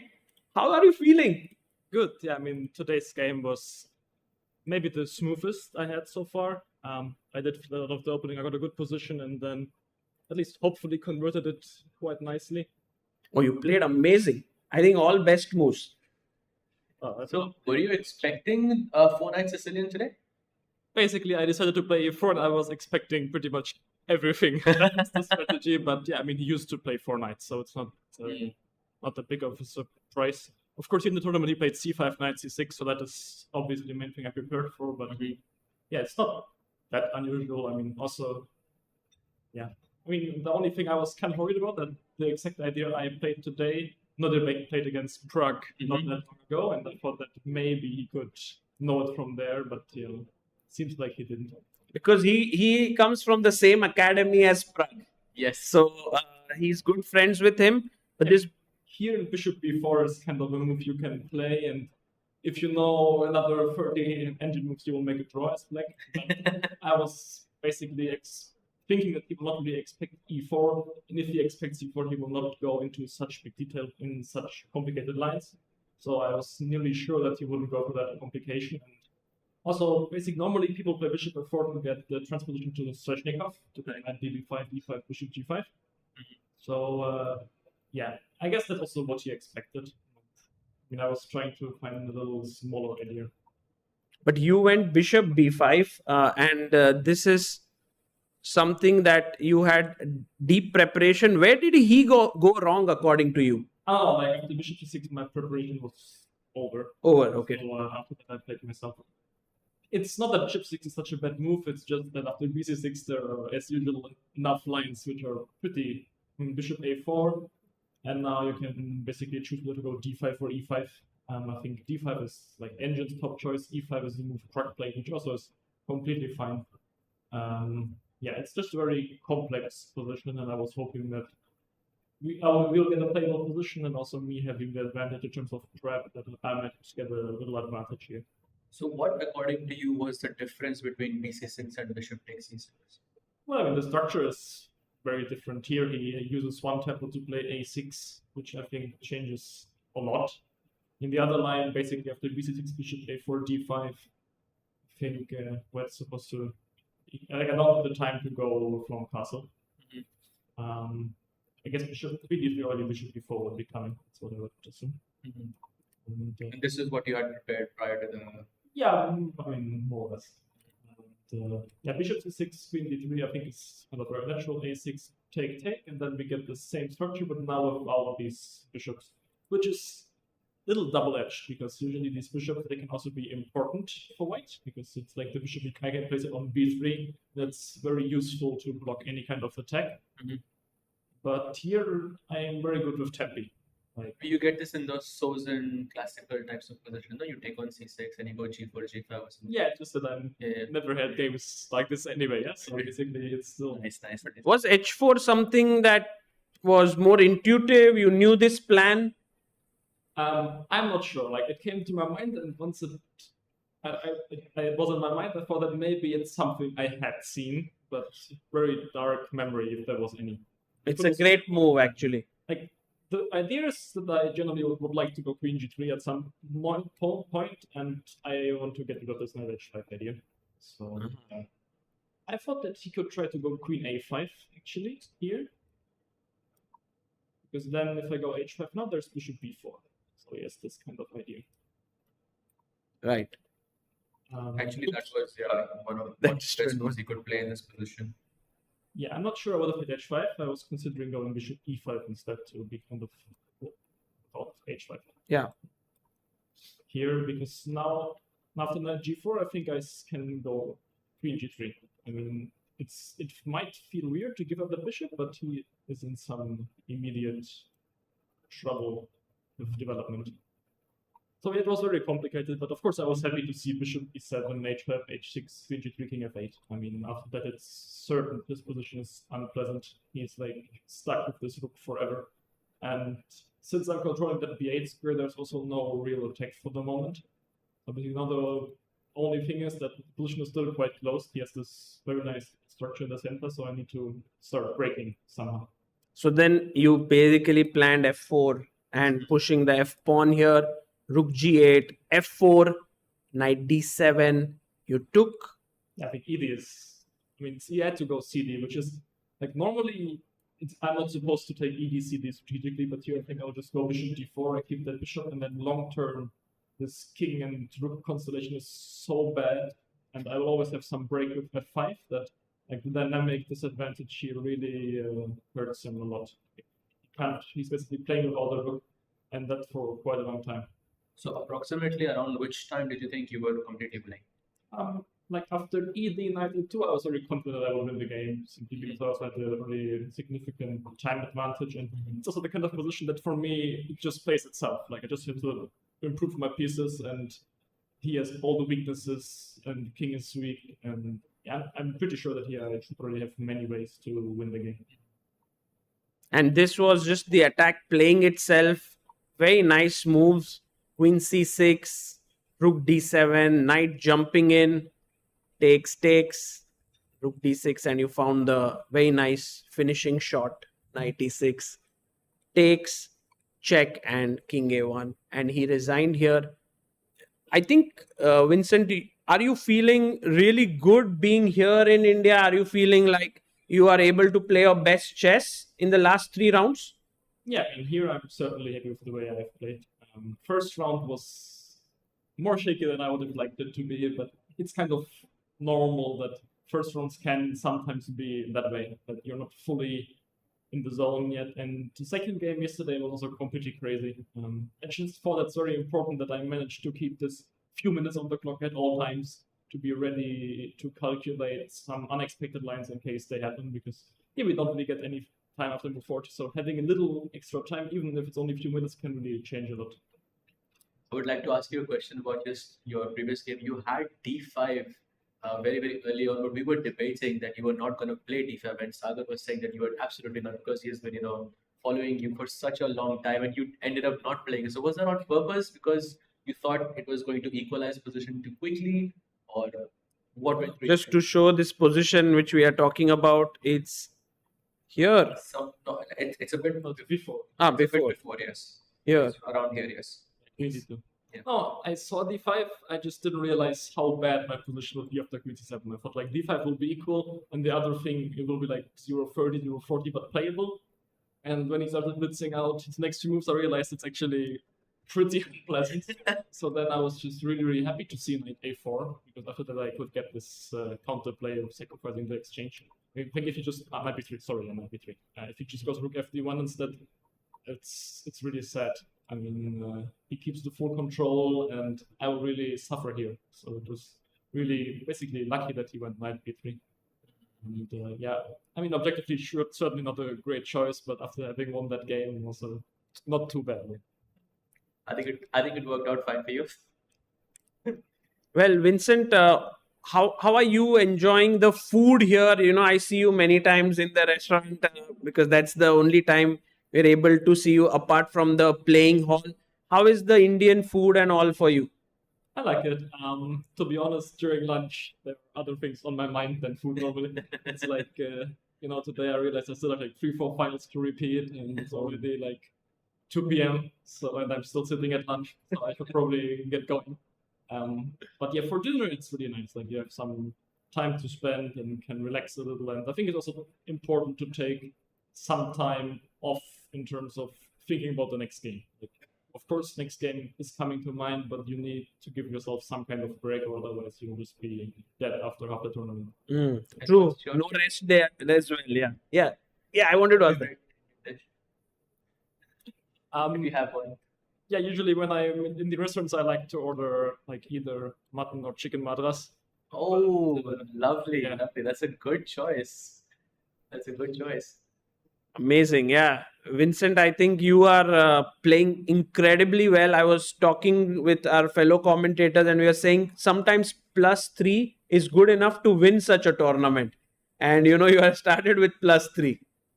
Yeah, but you can also lose games. That's the problem. I think here the key is just to not stop like being ambitious. So it's very easy to make a few rather calm draws, and then you kind of lose the spark, and then you maybe run into one prep and you lose again, and you get nervous, and you can easily ruin such moments.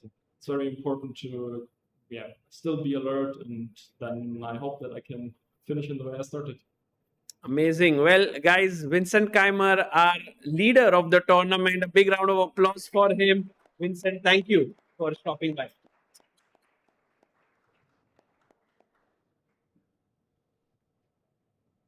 Guys, Vincent has started this tournament brilliantly. It's going to be super tough to keep up with him. But I believe, Sahaj, that it's not going to be like a straightforward walk in the park for Vincent, because right behind him is Arjun Erigaisi. And he is clearly better. Guys. Wow. It was such a nice interview, by the way. I could see, Vincent has humor, he has knowledge, and it's an amazing, amazing player. And he will be the favorite, of course. 3 out of 3 is quite impressive. Oh, he's playing brilliantly.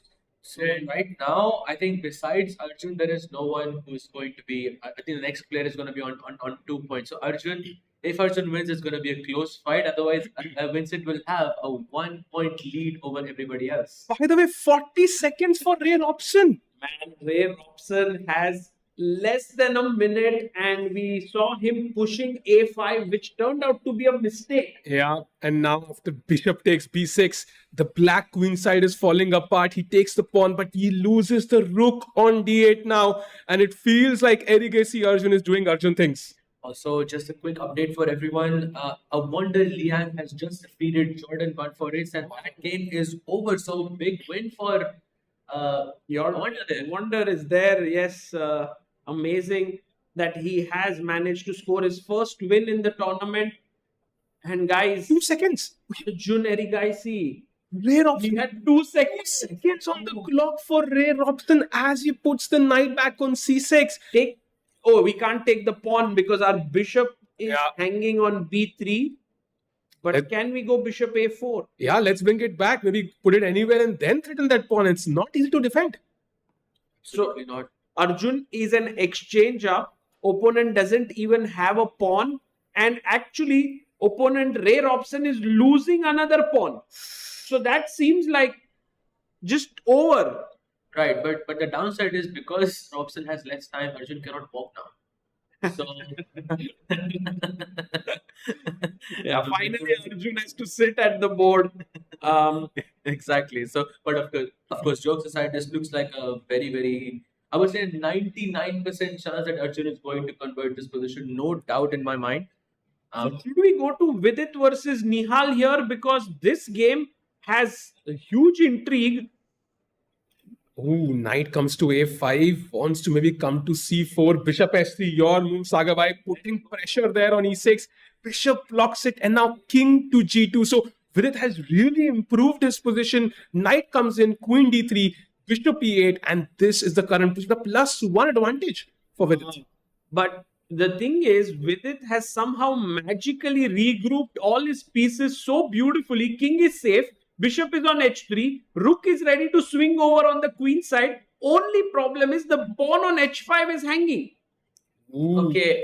I would love to now discuss this move with you guys. There is bishop takes c7, which is possible, which was possible, and this is exactly what I was telling you, that when a crucial moment like this comes, Vidit would need more than 10 minutes on the clock, but now he cannot do it. It's so No, what the hell? Come on, Bishop C7. Sahaj, can you explain to us how does that even work? Takes, and just you go bishop takes e6, and now you have that same idea of knight h4 and knight g6, but a very hard thing to see, I think, with 6 minutes on. Yeah, very hard. I think Sometimes you even see it, but you just don't believe it. Yes, exactly.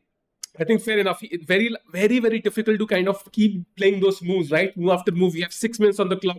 But there's the practical choice. Black has one active piece. That's the knight on c4. Right. Let's move it. Let's get it out from there. And if Nihal takes the knight, I believe Vidit will take it back with the queen or bishop. Yeah. And then the rook swings over to b1.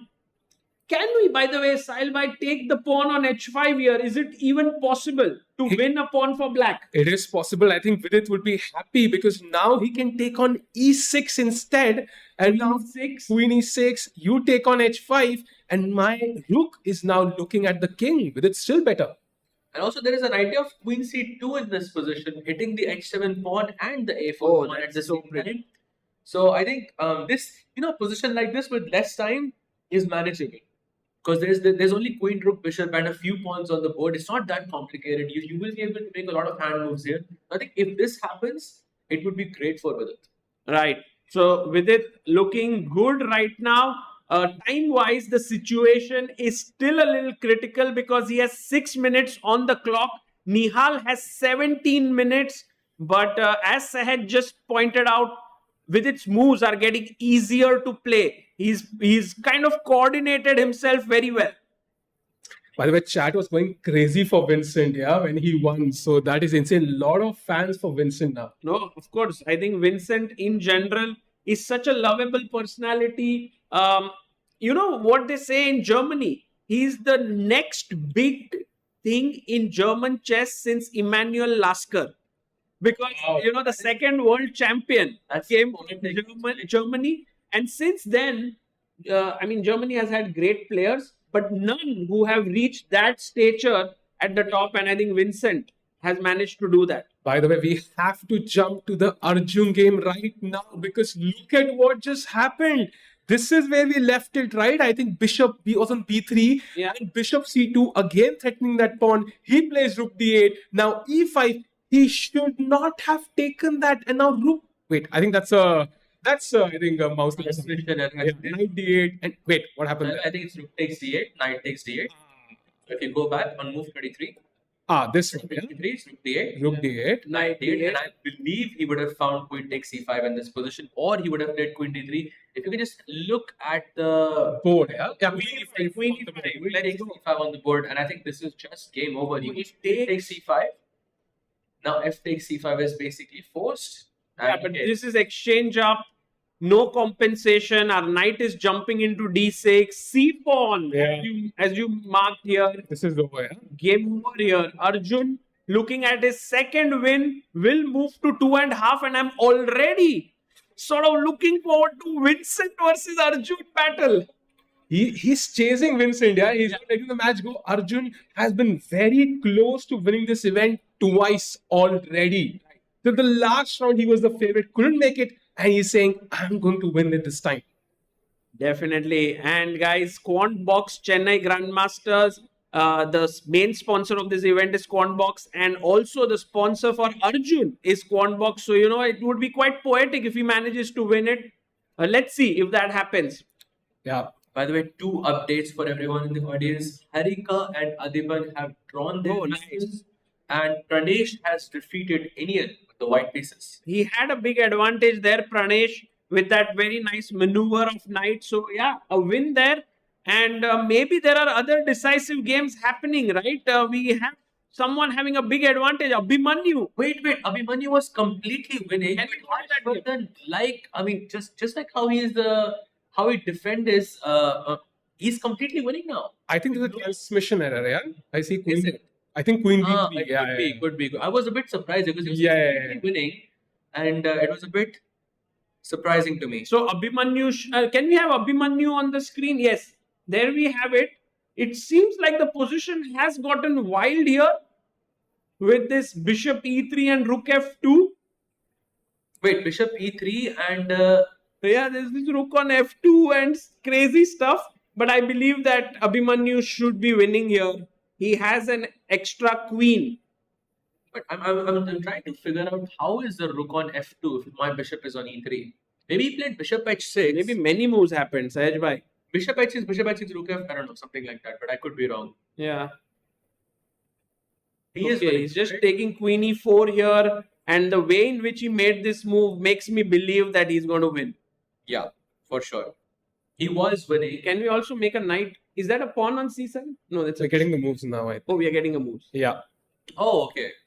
Oh, this is completely winning. Now you see it clearly. Is this position correct? Yes. Queen? Is that a queen? Yes, exactly. He has actually a queen and a bishop for a rook. Wow. But he has this discover attack idea, so now he's hoping for something, But of course, it won't work. it's not gonna work. Yes, absolutely not. Okay, so Abhimanyu is winning here. Pranesh already won. And we also have Leon's game that is going on against Vaishali. That seems to be ending in a draw, right? Correct. It's a rook pawn endgame. Maybe Leon can try to push this position a bit because he has a chance to take one of the pawns. Yeah, he And- will play rook d2 now. Yes, and this can be a bit. Although this is a very typical endgame, I would say for most players, but it can be a very difficult thing to defend, especially if you have less time. Yes, I think Vaishali will have to be super careful here not to lose this game. Leon will be a pawn up. It's holdable, but not easy. Yeah, definitely not easy. Should we go back to the game of... we have two big games going on. Anish versus Pranav Yeah. and Vidit versus Nihal. Let's head to Vidit's game. I think he's still slightly better. I think we saw that move knight d2. He really wants this knight to be captured, but black says no. That's my only asset. Queen e3, bishop d7. He sees some maneuvering there, and now queen c3 back, attacking He's the the knight. And now the knight has to go back. Yeah, he forced the knight to go passive now, and now the knight comes in again. It's like this back and forth battle which Vidit seems to have won here. I feel this whole knight d2, knight f5 was because Vidit realizes his time is less. So he wants to simplify the position, but Nihal says no. Even if it means I have to retreat my pieces, I will keep as many as possible, and I will try to pose that serious question when you have 1 minute on your clock, 1.5 minutes on your clock, and maybe that's his strategy here. On time.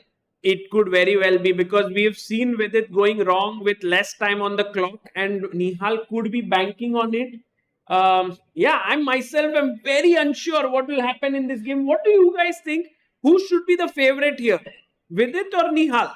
It has to be Vidit still. I think the time situation is not favorable, but somehow the position is so solid, right? If I have to play a couple of moves, I can do it very quickly as white. So that's the advantage, Sahaj. What do you think? I mean, when it's Vidit and anybody else, I have to choose Vidit, because it's my generation, Oh, So of course, I mean, it's said by like my city, my yes, many such. of course. Do you also support players which start with the same letter as your name? Yes, Maybe Okay, so right now Vidit is definitely looking as the one for choice, but 4 minutes is not very pleasant. 4 minutes 29 seconds. Although it would be really cool to see Vidit sort of, manage this stress and then overcome the position and overcome this time pressure. Yeah. It would be really cool to see from Vidit's side. That would be Vidit, 3.0 in that sense. So definitely that would really help him to get into the groove for the tournament. Also for Nihal, this win would mean a lot because he also played a very nice game with Anish yesterday, only to botch it up at the end.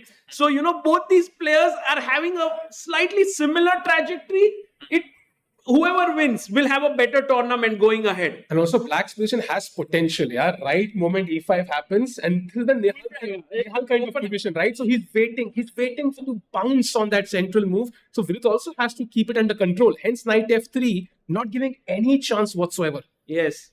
And so I'm seeing this idea of knight h4, knight g6 check. Yes. That's there in the position. It's hidden there. Yes. Like hiding. I know both of the players are looking at the square right now because it can happen at any moment and it looks very scary. By the way, we can see Arjun on camera. I think his pieces right now are in Black's camp, literally. And I think we might see resignation in like a move or so. yeah, Rook C7, and now the C pawn can simply walk up the board. The bishop is not even needed. He's sitting there and kind of cheering his friends on. But black spaces are parallel. The knight cannot move because it's defending the bishop. The bishop on C6 has no squares. Bishop on E7 has no squares. The king is defending the bishop. So all you can do is push the pawns. So I think he will resign. Yeah. It seems like there's no hope here for Ray Robson. If we can also get Arjun here later, that would be super cool to have him, because he will be in the sole second position with 2.5 points. Yeah, look at him. Yeah, he's so confident. He knows the game is over. Sometimes it's so great as a chess player, right? You know the game is over, right? Body language. Yeah, any other sport, there's always a chance to come back. But chess, you know, okay, this is something I can never go wrong with. Right. And guys, while we were hoping for some top player to join us, it has happened. We are having Awonder Liang joining us. Awonder, thank you so much for coming here. You know, judging from the applause that you are getting, you are definitely a crowd favorite of this tournament. I don't know what I did to deserve that. We've been talking about your interviews and your sense of humor. It's just amazing. Guys, I'm just glad to be here, just happy to be here. And you won a beautiful game today. I think it was okay. Yeah, I'm not really sure what happened, and then somehow we were just making moves, and then he resigned. So I was like, what? No, I'm always happy to see it. I'm starting to think I'm starting to understand why you're the fan favorite now. So at which point do you think he sort of messed up? Yeah, I'm not sure. We can go to the opening. Yes. So, Awonder, before we go to your game, can you give us your take on this very exciting game that we have between Nihal and Vidit? Because they are in time trouble. Like, Vidit is in time trouble, but he has slightly better position. What is your feeling about this? Is white better here, or you think black is doing okay? So here's the thing, guys. I don't actually know how to play chess. But Says a GM with a rating of 2696. something. They just gave me a number. But I know how to read the bar, so I'm so yeah, unfortunately during the game there's no bar, and that makes it really hard for me. So yeah, I can see the bars like way up. So I think that means white is better. And what about the time? Because the time is low for white. That's why I think I wanted your take. Like, do you think the time compensates for the bar that is up, or? I think this position looks kind of difficult because black has very little counterplay.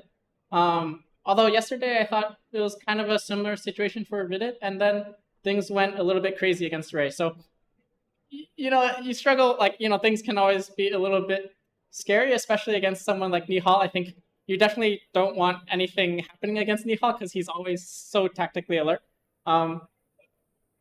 Yeah, so I think I don't know, probably I would think maybe Nihal can hold just because it's so solid for black. And but on the other hand, I don't know. He's coming in with queen b2, queen b7, so there are already some threats. But maybe there's knight a5 with queen b2. So, I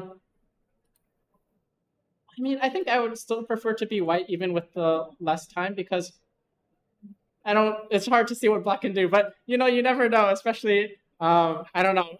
I've played Nihal, okay, not so much over the board, but online a little bit. And we all know that, any position, no matter if he's completely losing or he always finds a little trick somewhere. So, yeah, I don't see anything that black can do now, but, I'm sure he'll conjure up something funny. So you think black is tied up and doesn't look great, but because Vidit has less time, Nihal will get his chances.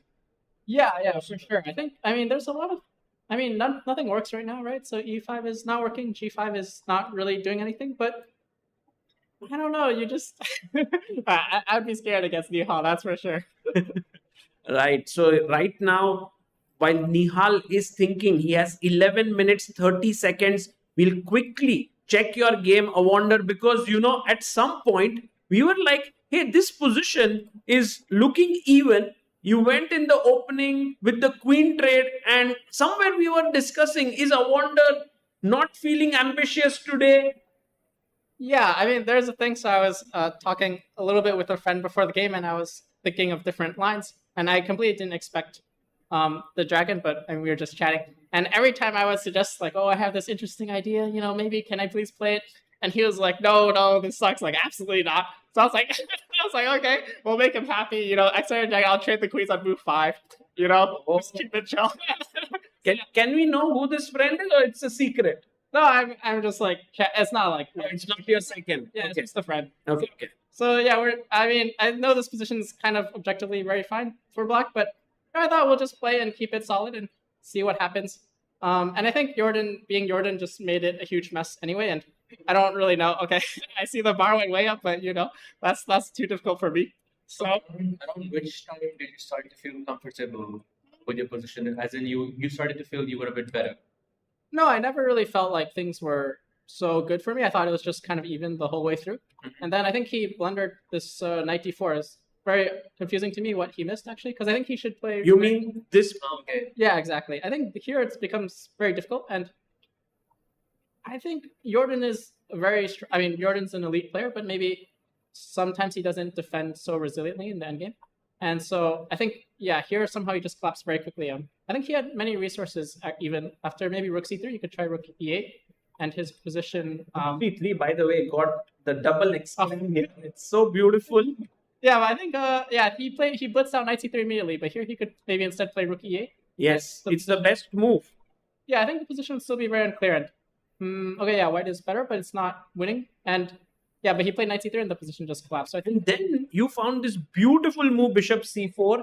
I think that was the key move.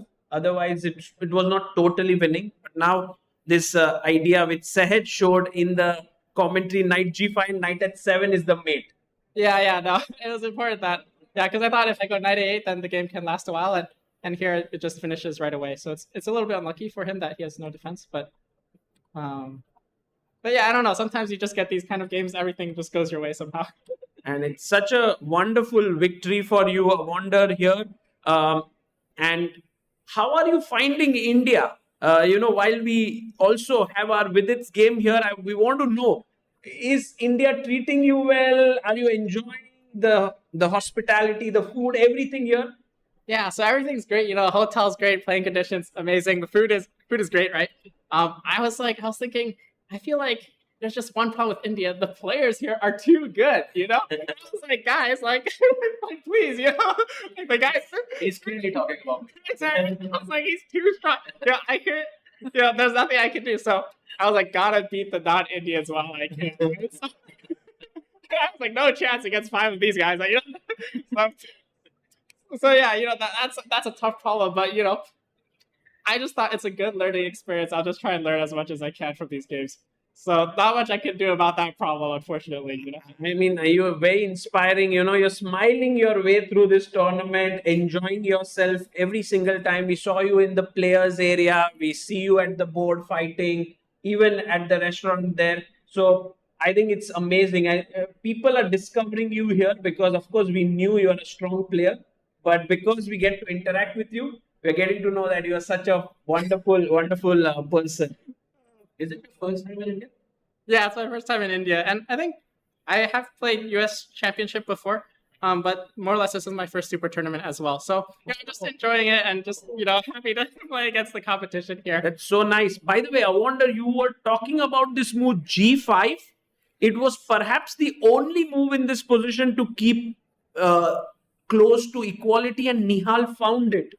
Does that change the position considerably? It's hard for me to say anything without looking at that. No, I think, this is like, I still feel like it looks good for white, but I don't know what his plan is. Can we go queen b7? Because we can win this pawn here, right? I'm wondering if he wants some queen f8 and bishop.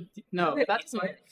Oh, maybe. No, this takes. No, yeah. I think e5 looks also. What takes bishop d8? Apparently, yes. And if we take here, bishop c8. Okay. oh, It's some tricky stuff.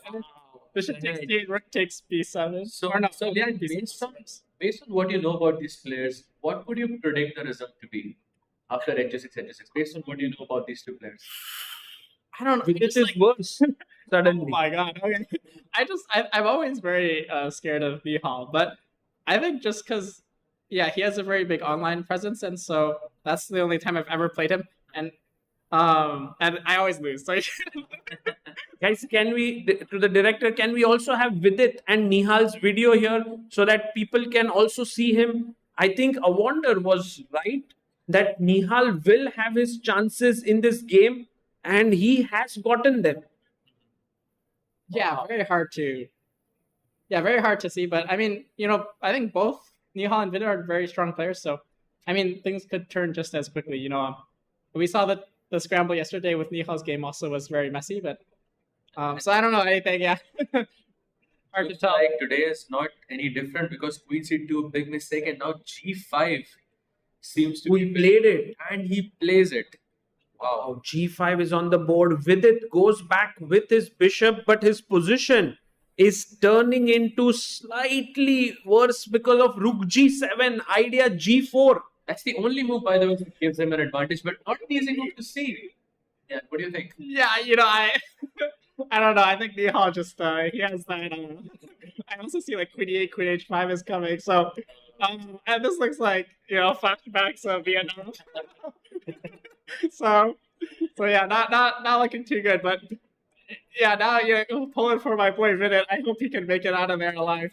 I wonder, you are also a trainer, right? You were there with Carissa at the Women's World Cup. Right? Yeah. So you're so young, you're such a top player, but do you also enjoy teaching and training? Yeah, I think that was mostly just for fun. It was good. Yeah, we also ran into an Indian player there, unfortunately. He kicked us out. But yeah, I think maybe if we were a little bit luckier, it could have been a pretty deep run. Yeah, I think Carissa's a phenomenal player, very, very talented, and it's a lot of fun to work with players like that. And yeah, I think in general in the US, maybe, I like collaborating with the other players a lot and just sharing things in general. It just makes chess, maybe it's not the smartest thing professionally, but it makes chess a lot more enjoyable for me. And I think that's more important just for me generally, that I enjoy what I do and have fun with it. Clearly, we can see that you are enjoying here.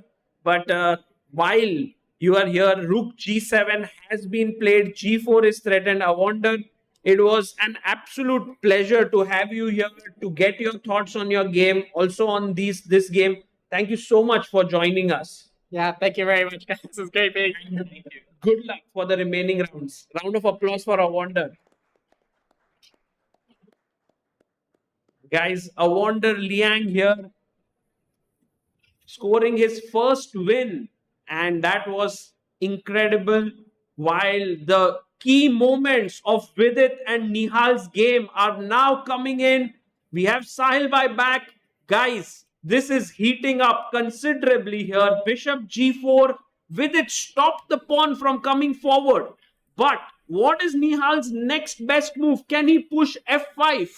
He absolutely can. F5 and the bishop is basically running out of squares. Where do you move the bishop? You could go to H5, but after G4, he's stuck behind enemy lines now. Yeah. Is it stuck behind enemy lines or is it in an aggressive position? If 10 people attack the enemy, then it's an aggressive stance. If it's one person, then it's some mistake. And I think bishop on H5 will be attacked. It's happened. Guys, G4 on the board. Nihal Sarin has blocked Vidit's bishop in H5, and it seems like Vidit is in big trouble now. Knight H4 cannot be played. Yes, Sahaj Bhai, bishop takes H4 is hanging. Nihal is just so clinical when it comes to these faster, crucial time controls. I think he's not making a single mistake.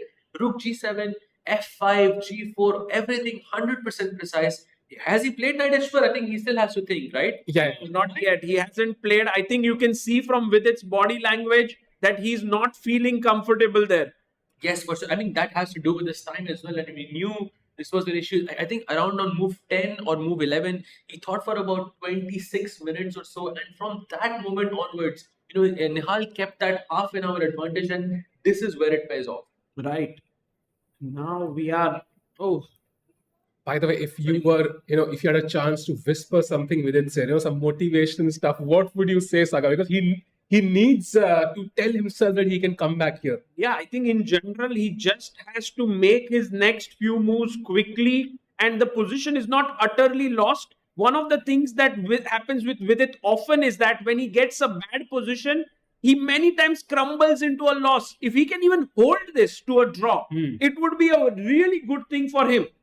I still think, as Vidit, I would still be a bit, disappointed because he had such a great position until up until 25, 26. Even if you do save this, yes, you're happy that you saved the position, but you're also a bit sad about the fact that Sahaj bhai, what, half a point better than 0 points. Of course, he doesn't have point is even better. He doesn't have time to be sad because 2 minutes now and Nihal plays the only move for an edge. The idea is Beautiful move. to play d4 check and the king is getting attacked. And Sahil bhai, after d4, when the king moves, rook moves to h7, bishop moves, and then rook h1 mate. Wow, can we show this? So rook c1. F3, that's a mistake. No, he plays f3. Oh, he plays F3. That's a huge mistake, I think, no? Oh, rook h7. F7 only move for, and he touched the golden pawn, by the way, this time for tactical reasons. Very, very good thing. But rook h7 is an important move. Did Nihal? No, Nihal hasn't found it yet. Only move, by the way, to have a win. That's what the blue arrow says. If Nihal doesn't find it, Vidit is back in the game. And what if I just defend this bishop, right? For now, I have enough assets to defend this. What is your move next? Well, maybe just e4, yeah. I don't know, just opening up the bishop there on c6, feeling Like this idea of king g7 and queen h8. how crazy. That's crazy, I think, no? Yeah, it that's- can work. Also queen b7 lining up on that diagonal. So there are two kind of, one on the file, one on the diagonal. Sagar bhai, I love that idea because after d4 and queen b7, if we can have that position on the board side, right? We have the rook h1 and d4. And you had this queen b7 and bishop takes f3 check. Oh my god. f3 and queen f3 check, and that's just GG. Game over. So lots of different ideas. Pawn on g4 does not allow the white bishop to come back. It's out in the wilderness and it cannot get back. Absolutely looks very, very tense for Vidit. We saw another yawn from Nihal. And problem is, Vidit has so many options, as you mentioned, right? Queen b7, king g7, queen h8, like so many options to consider. It's so easy to miss one black side here and the game could be over. Right, Sahil bhai, can we go to the live position? Yes, here we go. One more update for everyone. Abhimanyu has defeated Harshavardhan. So actually, it's been a very decisive day, I would say. Yes, Very much. We only had 4 games that were decisive. And so far, we've already had 4 or 5. Today in Masters, we already had 3. Yes. Yeah, 5 decisive games. He played d4 instead. I think he had to first include rook h7 and maybe Vidit has a chance with the only move. What is it to c4? Oh, queen c4. I thought king f2 also was my idea to just try and play f takes g4, but looks like a bad move, yes? Same idea. This rook h2 check. That looks very, very scary for Vidit. Oh, fine. Queen c4. Guys, Vidit Gujrathi maybe making a small comeback there, but still quite better for Nihal Sarin. And of course, my thought was, why not bishop d5? But apparently you lose the a pawn now. Oh, the idea is after queen f4, there's queen e8 check if you play rook h7. Oh, wow. That would be something that Nihal might have overlooked. And that means that the bishop finally finds some hope to get back into the game. Yeah, it's still a difficult position to hold, but much better than what it was 5 minutes ago. Right. So queen c4 on the board. Nihal Sarin has 7 minutes 46 seconds. Vidit has 2 minutes 22 seconds. Guys, this is a thriller. We just don't know who's going to win this. Vidit giving us exciting game after exciting game after exciting game. Nihal as well in the mix there. And we saw these two players playing till the end yesterday, right? And they're playing each other now. And okay, predictions. What is the result according to you? Draw, yeah? Yes. Sahaj? I'm going to say Vidit wins. What? Wow. No way. Come on. Because He's you know, worse. it's great. It is, but many times in situations like that, you tend to overpush. What a bold And prediction. it could turn it around. I mean, we saw a similar thing happen to Vidit yesterday. Yes. I believe in karma. If you can, have it can also work the other way around for you. What about you, Sahil? I think I want to say a draw, but I'll balance it out. Let's say with a Nihal win there, but Nihal has more time on the clock. That should be very valuable. Right. So all three results on the panel here, guys. What do you think? Look at the crowd; they're all glued to the screens. Do you think Nihal wins? Oh, very small draw. Also not Vidit wins. Okay, crowd is basically like, we don't know what would happen. Let's just follow the games. It's so tense here. See, right now, I think Nihal is also feeling the pressure because clearly he missed something in this position, right? He missed maybe that Queen F4, Queen E8 check wala idea. And I think now this is where you start to mess up because now you still want to keep that pressure, you still want to keep that intensity, and this is where you might overpush. I have a question. Yeah, this pawn, right? Not just that pawn, but what about Rook at 7 here for black? Because I attack your bishop. That's a blunder because Because of bishop. Oh, bishop F5. Bishop G6, Rook G7, and the bishop isn't trapped. Oh, Sagar bhai, look at this. If you play bishop D5, there is queen takes D5. Oh, beautiful, man. Beautiful. I actually missed this also. Too good. Too good. Easy to miss these things. So now Nihal has to find D3. Yeah. And if you go queen takes D3, then Rook H7, which is not an easy thing to find over the board. Oh, T3 is super tough. Yeah. It just deflects the queen actually. But now Nihal has 5 minutes 20 seconds, guys, while Vidit has 2 minutes 22 seconds. Tough situation. Chat going crazy for Awonder Liang as well. I think he's a hilarious guy, yeah? No, Awonder Liang, I love the guy. Yeah. I mean, I had interviewed him back in the day, like 5-6 years ago. He was still a very young boy. Now he's turned into such a wonderful, humorous, fun-loving person. And he was like, I don't know what happens without the bar. Yeah? That was hilarious. I don't know how to play chess. And here we are, like, okay, said by the GM, but okay, not even playing, and he's 26.96 and he says, The first time I met him was in 2015. I actually played a match against him and he was so young. I think he was around 8 or 9 years old, and we had some 4 or 5 hour long game, and I barely survived wow. against him. So he has been a very, very strong player. Right. Okay, by the way, Nihal down to 4 minutes 20 seconds. And Nihal also needs to speed up here, otherwise he might get into time trouble, although he never really minds those time pressure situations. He loves them, but he does make his mistakes there. We saw it in round 1, we saw it in round 2. Time pressure can get to anyone. As he thinks, can we have just a brief look at the Anish game? So this is the current position. What do you make of this? Like, is Anish still playing for a win, or do you think this is too simple?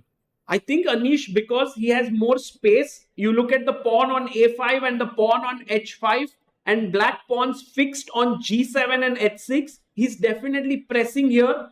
And as Sahaj keeps saying again and again, Anish is that kind of a guy. You give him a small edge, he will keep grinding you. And who knows, maybe this is the position where he tries for another like 20, 30, 50 moves. That would be possible if his time wasn't so low. Like, he has 1 minute and 49 seconds and Pranav has around 15 minutes on the clock. So it will be a bit difficult to push in a situation like this. Had the situation been reversed, I think much better chances of that.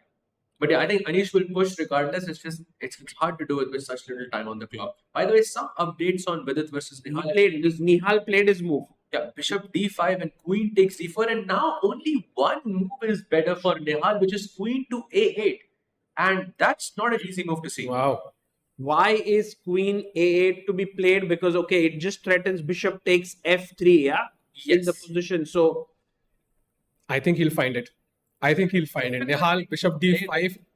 Also, the time is there's no other move, yeah, because if you play pawn takes pawn, it allows the white bishop to come back. Yeah. And that you just don't want at any cost. So queen a8 seems like the only move here, right? Like rook at 7, there's bishop g6 business. It's not. And you still will lose bishop f5. Yes, exactly. That's a great point there. So queen a8 only move in the position to keep any hope for Nihal to win this game. But I still think that at this moment, around this moment, you might start tilting. But Vidit's play is not easy. For example, one of the best moves here is c6, which, to be honest, doesn't make any sense to me at first glance. I think the position. I think if Nihal Full move, yeah, to throw like if bishop takes queen, gets this open. Yeah. Oh, by the way, he plays the queen on the other side. Oh, he didn't play queen 8. He goes queen d8, and the position is now in Vidit's favor. wow. Well said, by what man? You are like a genius. You predicted. Okay, it's still not winning or anything. Still not winning, but I think he has a genuine chance of converting this position now. So I mean, there is Look at Sahil Bhai. He put the arrow there. Bishop takes f3 is a threat. Queen is hanging. We need to save our queen. He goes king to f2. I think that's probably the most logical because bishop f3 is no longer a check, and you keep your queen on d4, which is super active in the center. But he's not played it here, yeah? I've not played it yet. I think he's going for it. I mean, we just trust Sahaj because he just knows what is going to happen. True. I just feel the momentum is shifting between these players because I think Vidit looks a bit more, I don't know, he looks a bit more awake. Like, something is changing It now. And I think he feels can so. go for a win now. Yes. It feels so, at least from his body language, it's improving. Nihal all the time looking calm. Nothing's changed in him. He's cool, calm, composed. And I think He's going for the king. I can feel it. He's going for the king. But he's spending a lot of time. He's almost down to a minute. Yes, he plays king f2. The best move on the board. And no checks now with the bishop. I think Nihal is struggling a bit because, for example, here, what do you do? If you take, you're allowing the bishop back, not an easy move to play, but that is the best move in the position. In fact, it's the only move to not have a 0.5 advantage or something like that, right? Gf3, bishop f3. So basically now Nihal has to go into an equal position when around 10 minutes ago he was close to winning, right? Now that's not an easy thing to do. Right. In fact, Vidit went through the exact same thing yesterday. Right. Queen f8 played. And he's attacking the c5 pawn. A nice move. Threatening to win the queen. Again, he's like, I want your queen with at all costs today. I have first this threat and now this threat. So how do you defend it? Bishop e4, bishop e3, bishop b4. Two moves. I don't know where to put my bishop. So bishop e3, I think looks. It's just there is that pin on that queen, and I'm just afraid of that. So I just like bishop e3 more in this position. Just a personal preference. Yeah. Also, it keeps the bishop kind of on both diagonals. Yeah. It could also move on the other side. So yeah, this definitely seems like a good move. But with it now down to less than a minute, 59 seconds for him. You can see Nihal swiveling his chair. Surely that's some sign of a worry. For sure. I think Nihal looks calm on the exterior, but I think deep within he's getting nervous because you can see him getting fidgety. Chair is moving. He's looking here and there. He's changing his posture. With it having a couple of glances at the clock, To play fast, come on, this is your moment. You have to play faster. You will be playing any move on seconds is, then the things completely switch again. So this is the moment. Bishop e3. He's about to 20 seconds. Oh, he takes on a4. Queen takes a4 is quite a good move. Still fine. I think bishop takes c5, king g2. Maybe Vidit is sort of happy to go into that equality because he knows Nihal won't do that. No, but now bishop c5 is kind of forced, right? King Yeah. g2. And then bishop a3, there must be some tactics there. Just queen e8 and trade the Yeah, exactly. and go into like end game, draw the game. Yeah. But some of these bishops look quite impressive at first glance. Like maybe bishop e3 would have been more this is an obvious move for Nihal. He could play it right now. He's not playing it. Let's not forget Vidit is still a pawn up in this position though. So still some chances to convert in this case. Yeah, but Nihal is very scary in these time controls, yeah. And the bishop is still wondering, okay, am I in? Am I out? I'm not sure what my future is even. Guys, is somebody listening to me? Let me back in. But there is no clear path still. Okay, by the way, Nihal also has 2 minutes now. This game can swing either way. Nihal is thinking that if I take bishop takes pawn check, that seems like a normal move. Do I have something that will throw with it off? And I think that is his plan. I think he might make some unpredictable move. Is there anything else he can do? Rook at 7 maybe. Yeah, rook at 7. And now white has to take this pawn. Yeah, Which is and it opens with a check, queen on f8. So maybe rook h7 could be a move here. Definitely an Why option. is that bad though? What is happening after f takes g4, f takes g4 check? Why am I not? Oh, because rook h5 is not possible. Just queen g4 check. You have to now head to e1. Yes. Right. So So that that just to go. yeah. Tough Queen e1 move to find. takes queen g4. Check. The queen moves from here to there. It's queen g7, queen h5, and maybe it's all okay. But I think I won't go for this because this clearly, he cannot find that way to keep the position going. Okay, He this has to do a repetition here. Guys, Nihal down to 1 minute 10 seconds while Sahil is playing an entire variation of 20 moves. and it's all forced here. If they enter that, they have to play till the very end. So no wonder both players are confused what to do. Right? And Nihal also 55 seconds, 54. Man, he takes on c5 with a check. With it King g2 must be played instantly, and he does it. quickly played. And now take on a3. Yes, Sahaj. So take on a3 is bad. Yes. I don't know why, but it's bad for some reason. Wow, queen a7 maybe, yeah, threatening rook b8. I don't know. Nice. That's I don't know. I'm just very easy to miss moves like that. maybe it's a bad move. The bishop right now maybe has some influence, right? So cuts off some important squares. And now Apparently, Nihal must find queen d8 in this position, which doesn't make sense to me at all. I get there is bishop f3 check, but you're not looking for moves like that. I'm looking for rook h7, something that brings my queen on the king side. Yeah. I will also consider g takes f3 in this position. Yeah, the momentum is definitely shifting here. But I don't understand why not bishop a3. That might be the move he will make because it's giving him the pawn back.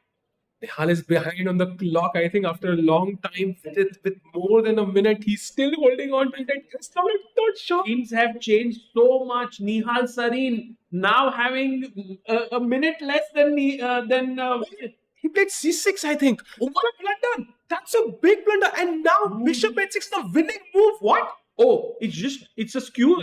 It's a simple move. Guys, Bishop Sahaj, Sahaj, please don't say anything bad that would happen to my life. But what is bishop h6? Did he miss it? it could be. Yeah, It's just a blunder. missed it. Could be. And this is what happens because he was winning and then suddenly he missed one move and then he started tilting. And then he started missing Look things at like- with it. Look at with it. He's like he can't believe it that it's coming. That he has this move. And we can see if Vidit plays bishop h6 and Nihal does like no. His There expression. we go. Oh, there he is. Bishop h6 found by Vidit. And Vidit is now completely winning.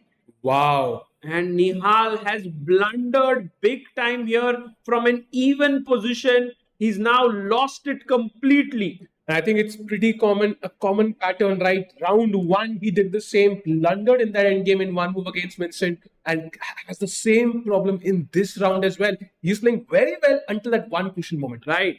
And I mean, it could have gone either way. This time it was Vidit who kept his nerves, and I don't think he's going to blunder anymore. I guess this is done almost. And what do you do? Like, what is the move? He plays that check because he had no time. For seconds. Yeah. CF3. Or maybe he's thinking about rook takes g3 check. Yes. Queen h6, Yes. But That's what he wants to do. He there wants is some checks on the background, like rook b8, queen 8, something must be there. right. And now just bishop f3. We take E3 is +4. Yeah, bishop f3 is a mistake apparently. it's I back. mean, it's a better winning, but I think ef3 is the only clear winning move. That is a bit- Let's forget about our bishop coming back now. Let's take back with the pawn. Although it's not so simple to figure this out, but I'm pretty sure Vidit will do it. Yes, 26 seconds to figure it out though. That's still very little time. But you look at Vidit's body language. He sees that he's almost going to win this, and he has to make a couple of right decisions here. Absolutely, but Can it he can do go that? either way. Within He can go seconds e3. I'm telling you, anything can happen here. 7 and he takes right He move takes there. F3 on the He takes f3 is the correct move, guys. Everyone on the edge of their seats. Is Nihal Sarin going to make a comeback? Rook takes g3 is what Sahil is predicting here. I think that's the move that Nihal might go for. Rook g3, I think, is basically forced. His hand is literally, let me go, yeah. Let me just play the move. Yeah. 11 seconds for Nihal. He has to make the move now. And he takes it. it. Wow. King takes, quickly taken, queen takes h6, and now, the white king is super weak, but I think white says, first it's my move now, and I'll checkmate you. Yeah, and rook b8 check is the cleanest. Even queen a8 check works multiple ways, but Vidit still has to calculate all of this. Not an easy decision. No, but any check I give, bishop drops back to f8, correct, for blacks. Yes. So And then you play queen h4 to defend the bishop on h5. you go rook b8, queen h4. Yeah, rook b8 is very That's important. so nice. Rook b8 is really important because you want to tie the bishop down on f8. Otherwise, it has some bishop e7, bishop f2. You have some different types of ideas. But not so easy, because if you play queen a8, then bishop f8, suddenly your queen is misplaced. Yes. Yeah. So you have to find queen e8 in this position. No, Very, Vidit very isn't important. going for his rook.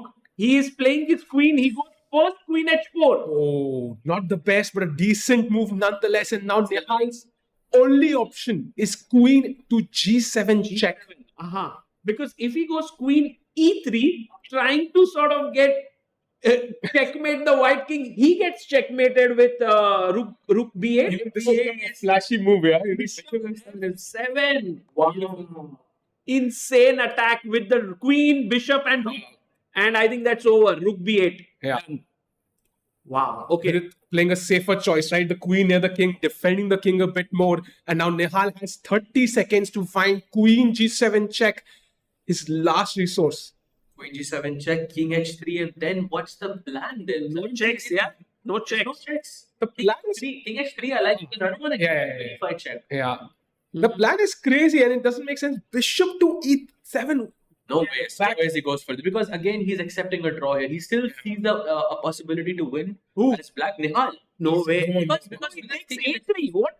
Takes one on He a3. doesn't want to take the draw. But it's a mate now, right? But Yes. that's just too optimistic, right? F7 check, winning the queen, king g7. Okay, there's no. Is there a finishing shot here, guys? Help me. No, the thing is, you don't have to play bishop f7 check because black cannot give you a check in this position at all. Just play rook b7. No queen g7 check, no bishop check, no queen check. nothing. B7 is cold-blooded move here. Yeah. Can Vidit find it? Because when checks are there, you want to check. Oh, he's about Going for a the rook B7 on the board. Finds it. Beautiful move there by Vidit Gujrathi, and that is game over now because now the black king is completely cut off. Yeah, no counterplay, and the bishop a3 move definitely not in the spirit of the position a little bit, I feel. And now Nihal has 14 seconds. There is no move, literally. Yeah, you can see it on Nihal's face. He is running out of options there. He goes back bishop f8, but now Sahaj bishop f7 check.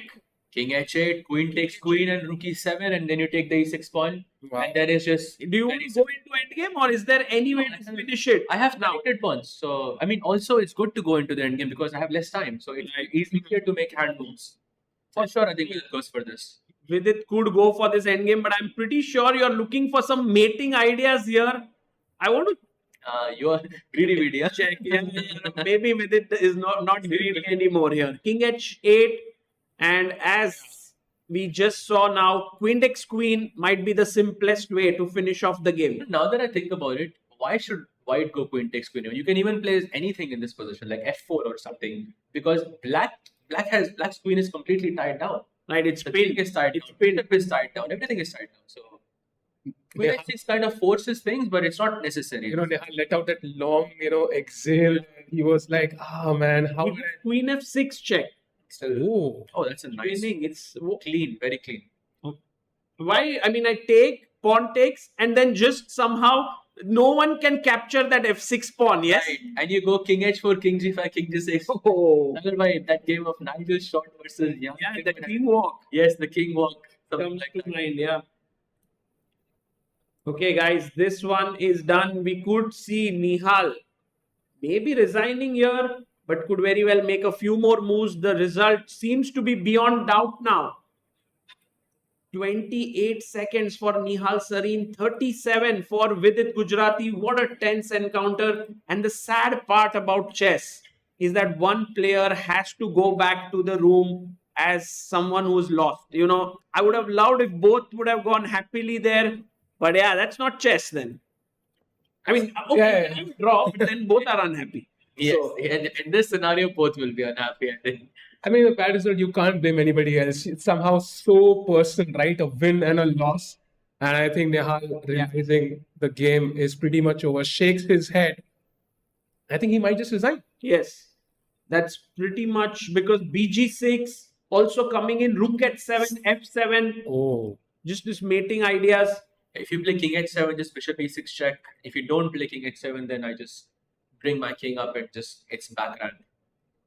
Also, rook Oh, he e8, goes king h7, but now bishop e6, right? bishop. I feel bishop e6, but also king f4, king g5, and then something is also pretty easy. I mean, King f4, there are more king than one g4. ways even. Nice, nice.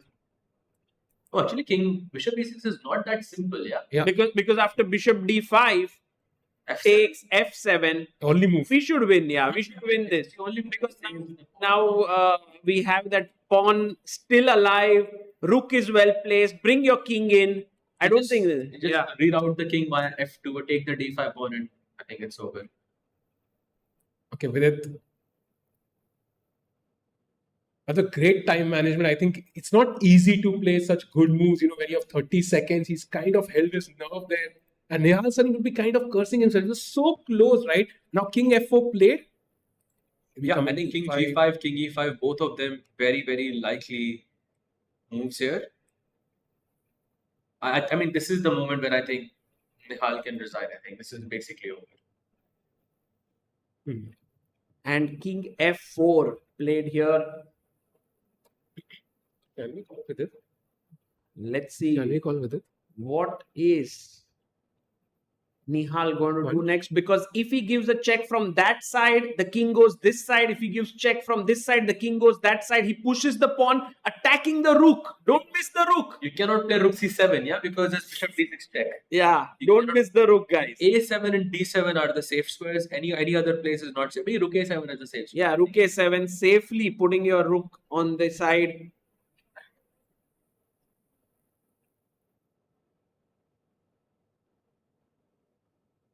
And rook a7 is on the board.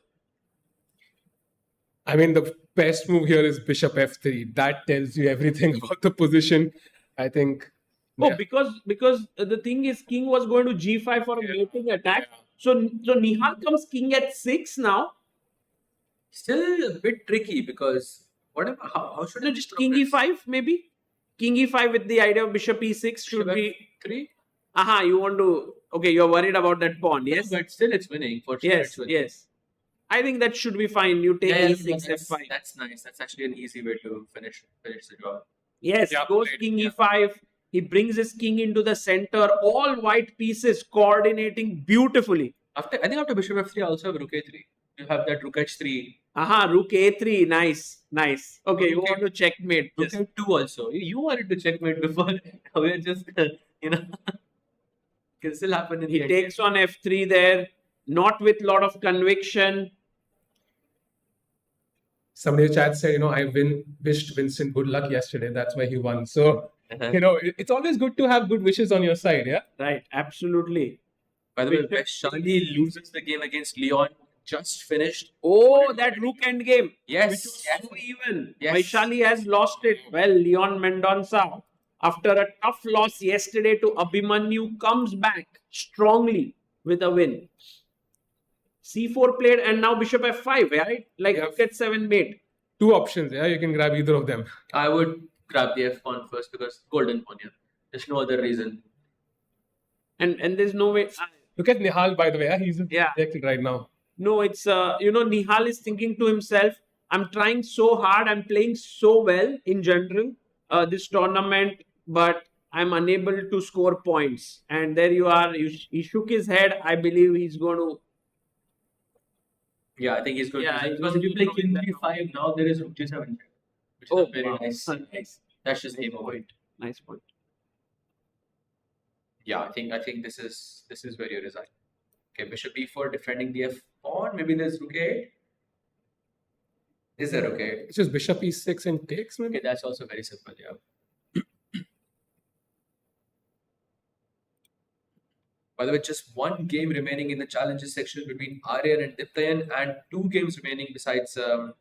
Apart from this one. Anish is, by the way, equal, against Pranav. Or is Pranav starting to press now? I mean, with the clock, yes, but position maybe still. Yeah. Pranav and Anish is very, very even, guys.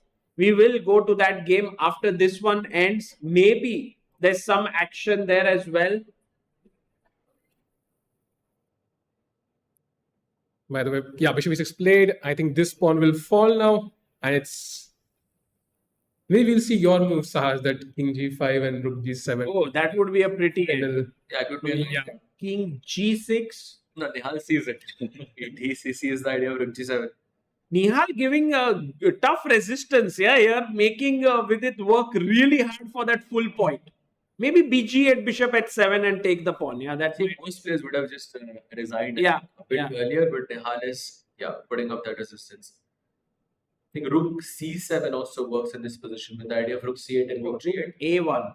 Okay, that's very. He's going rook g1. Rook f1 is also there. No, bishop f5 is. And he goes bishop c5 and now rook f1 is the move, guys. Don't play rook g1 and a draw in Anish versus Pranav game. So Anish starting off with 3 draws here. Pranav having 2 draws out of 3 games and 1 loss. Yeah, good result for Pranav, by the way. With the black To hold Anish. with the black pieces, very impressive. Anish is known to push in these dry positions. Yeah, he prefers that solid advantage. Right. Pranav did not give him any chance whatsoever. And now, guys, bishop, rook f1 played. f5 pawn is also hanging. Is there any other? There are no checks to the king as well on e5. I mean, there are certain positions where the bishop can hold against the rook, but this is not one of them. Yeah, there are some actually. I mean, there is no hope. They just take on f5. Yeah. I mean, I'm trying to think of any. Maybe if Four it's on g6 or something, then maybe it's No, possible. it is no. I think there is one there. If you play g7, you go king h7, something like that. There is a position like that, but you have to be very precise to win there. Right. But with this pawn, it is not possible. By the way, there was a bloodbath here today. For example, all 3 games ended so far, all results. Anish's was the first draw. So 4 Decisive in Masters. Masters alone. And challengers, I think we have had already 2 decisive games. 3. Out of 4, 3 decisive games. 7 decisive games today, guys. The crazy thing is the draw was Adhiban. I love how Nihal is playing until the very end. Yeah, it just shows how much this means to him, this game. He doesn't want to stop playing. Absolutely. Rook f4, rook c1, both of them, I think, will just seal the deal here. But yes, he's trying to fight until the very end, hoping for that one mistake. Yeah. That, Nihal, maybe by it's a the bit way, too late. plays Arjun tomorrow. So somehow the things are not getting easier. He needs to really channel his inner, Inner Nihal. Yeah, Inner top shape Nihal. Yeah, he has to do that because tomorrow will be extremely difficult as well. But sometimes when the tournament is not going well, the best you can hope for is to face the top seed and then beat him. No, that way True. you can then redeem yourself. True. Yep, absolutely. And we have a draw here, or they've called the arbiter. Diptayan versus Aryan Chopra in the challengers. What has happened? I believe it's repetition. I believe it's a 3-4 repetition. So someone's claiming, Yeah, it is a 3-4 repetition. I can see it on my screen right now. and a draw has been agreed here. Okay, so one more draw. Final game of the day.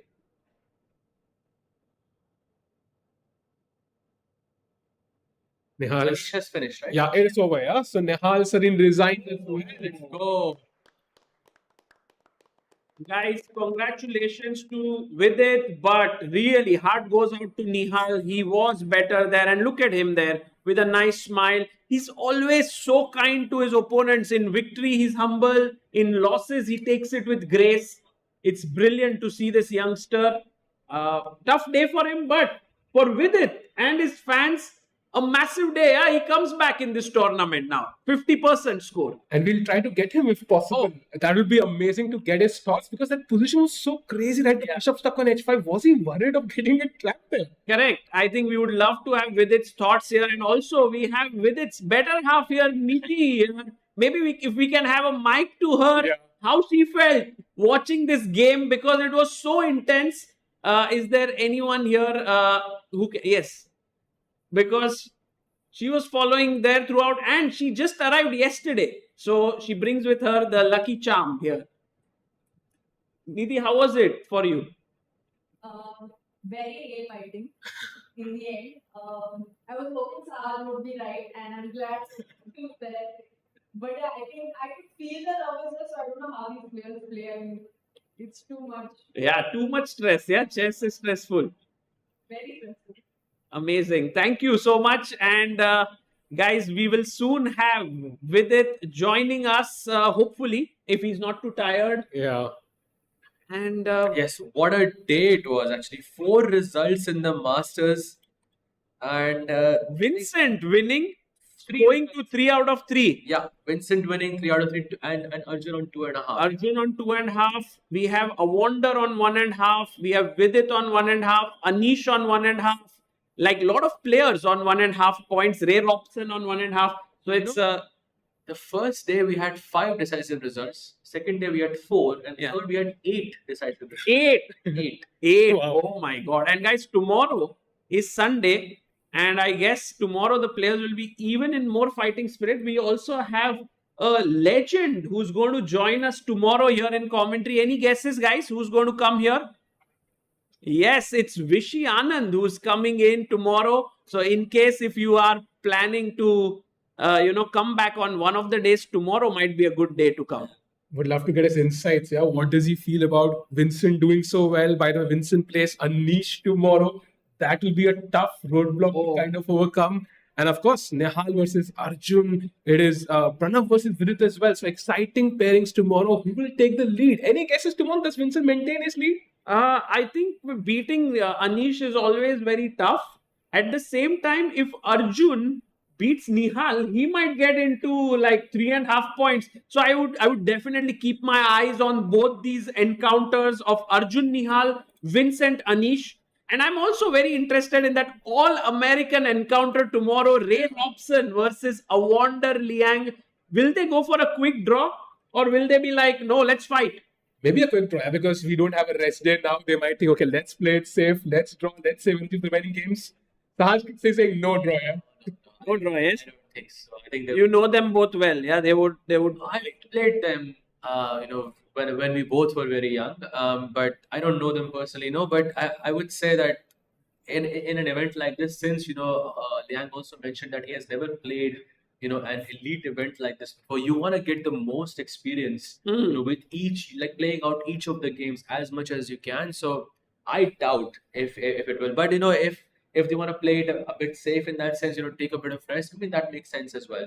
Yeah, and we saw them analyzing, even after 5 minutes. So Nihal and Vidit trying to figure out where they could have improved in the game. And this is so good about chess. You keep learning from your losses and your wins. Right. I think in general, the player who loses, if they stay back and analyze, I always find it very, very heartening there, because, for them, they feel like, oh, all my efforts didn't give me the desired result. But if they are analyzing, they are not looking at just that game. They're looking at it as, oh, if I can learn something new now, it might help me later as well. So that's a very long-term approach, yeah, when you sit down there to analyze after a loss. Of course. And yeah, they've been analyzing for a long time, and it was a very crazy game indeed. So it does make sense. Also, with it analyzing, maybe we can.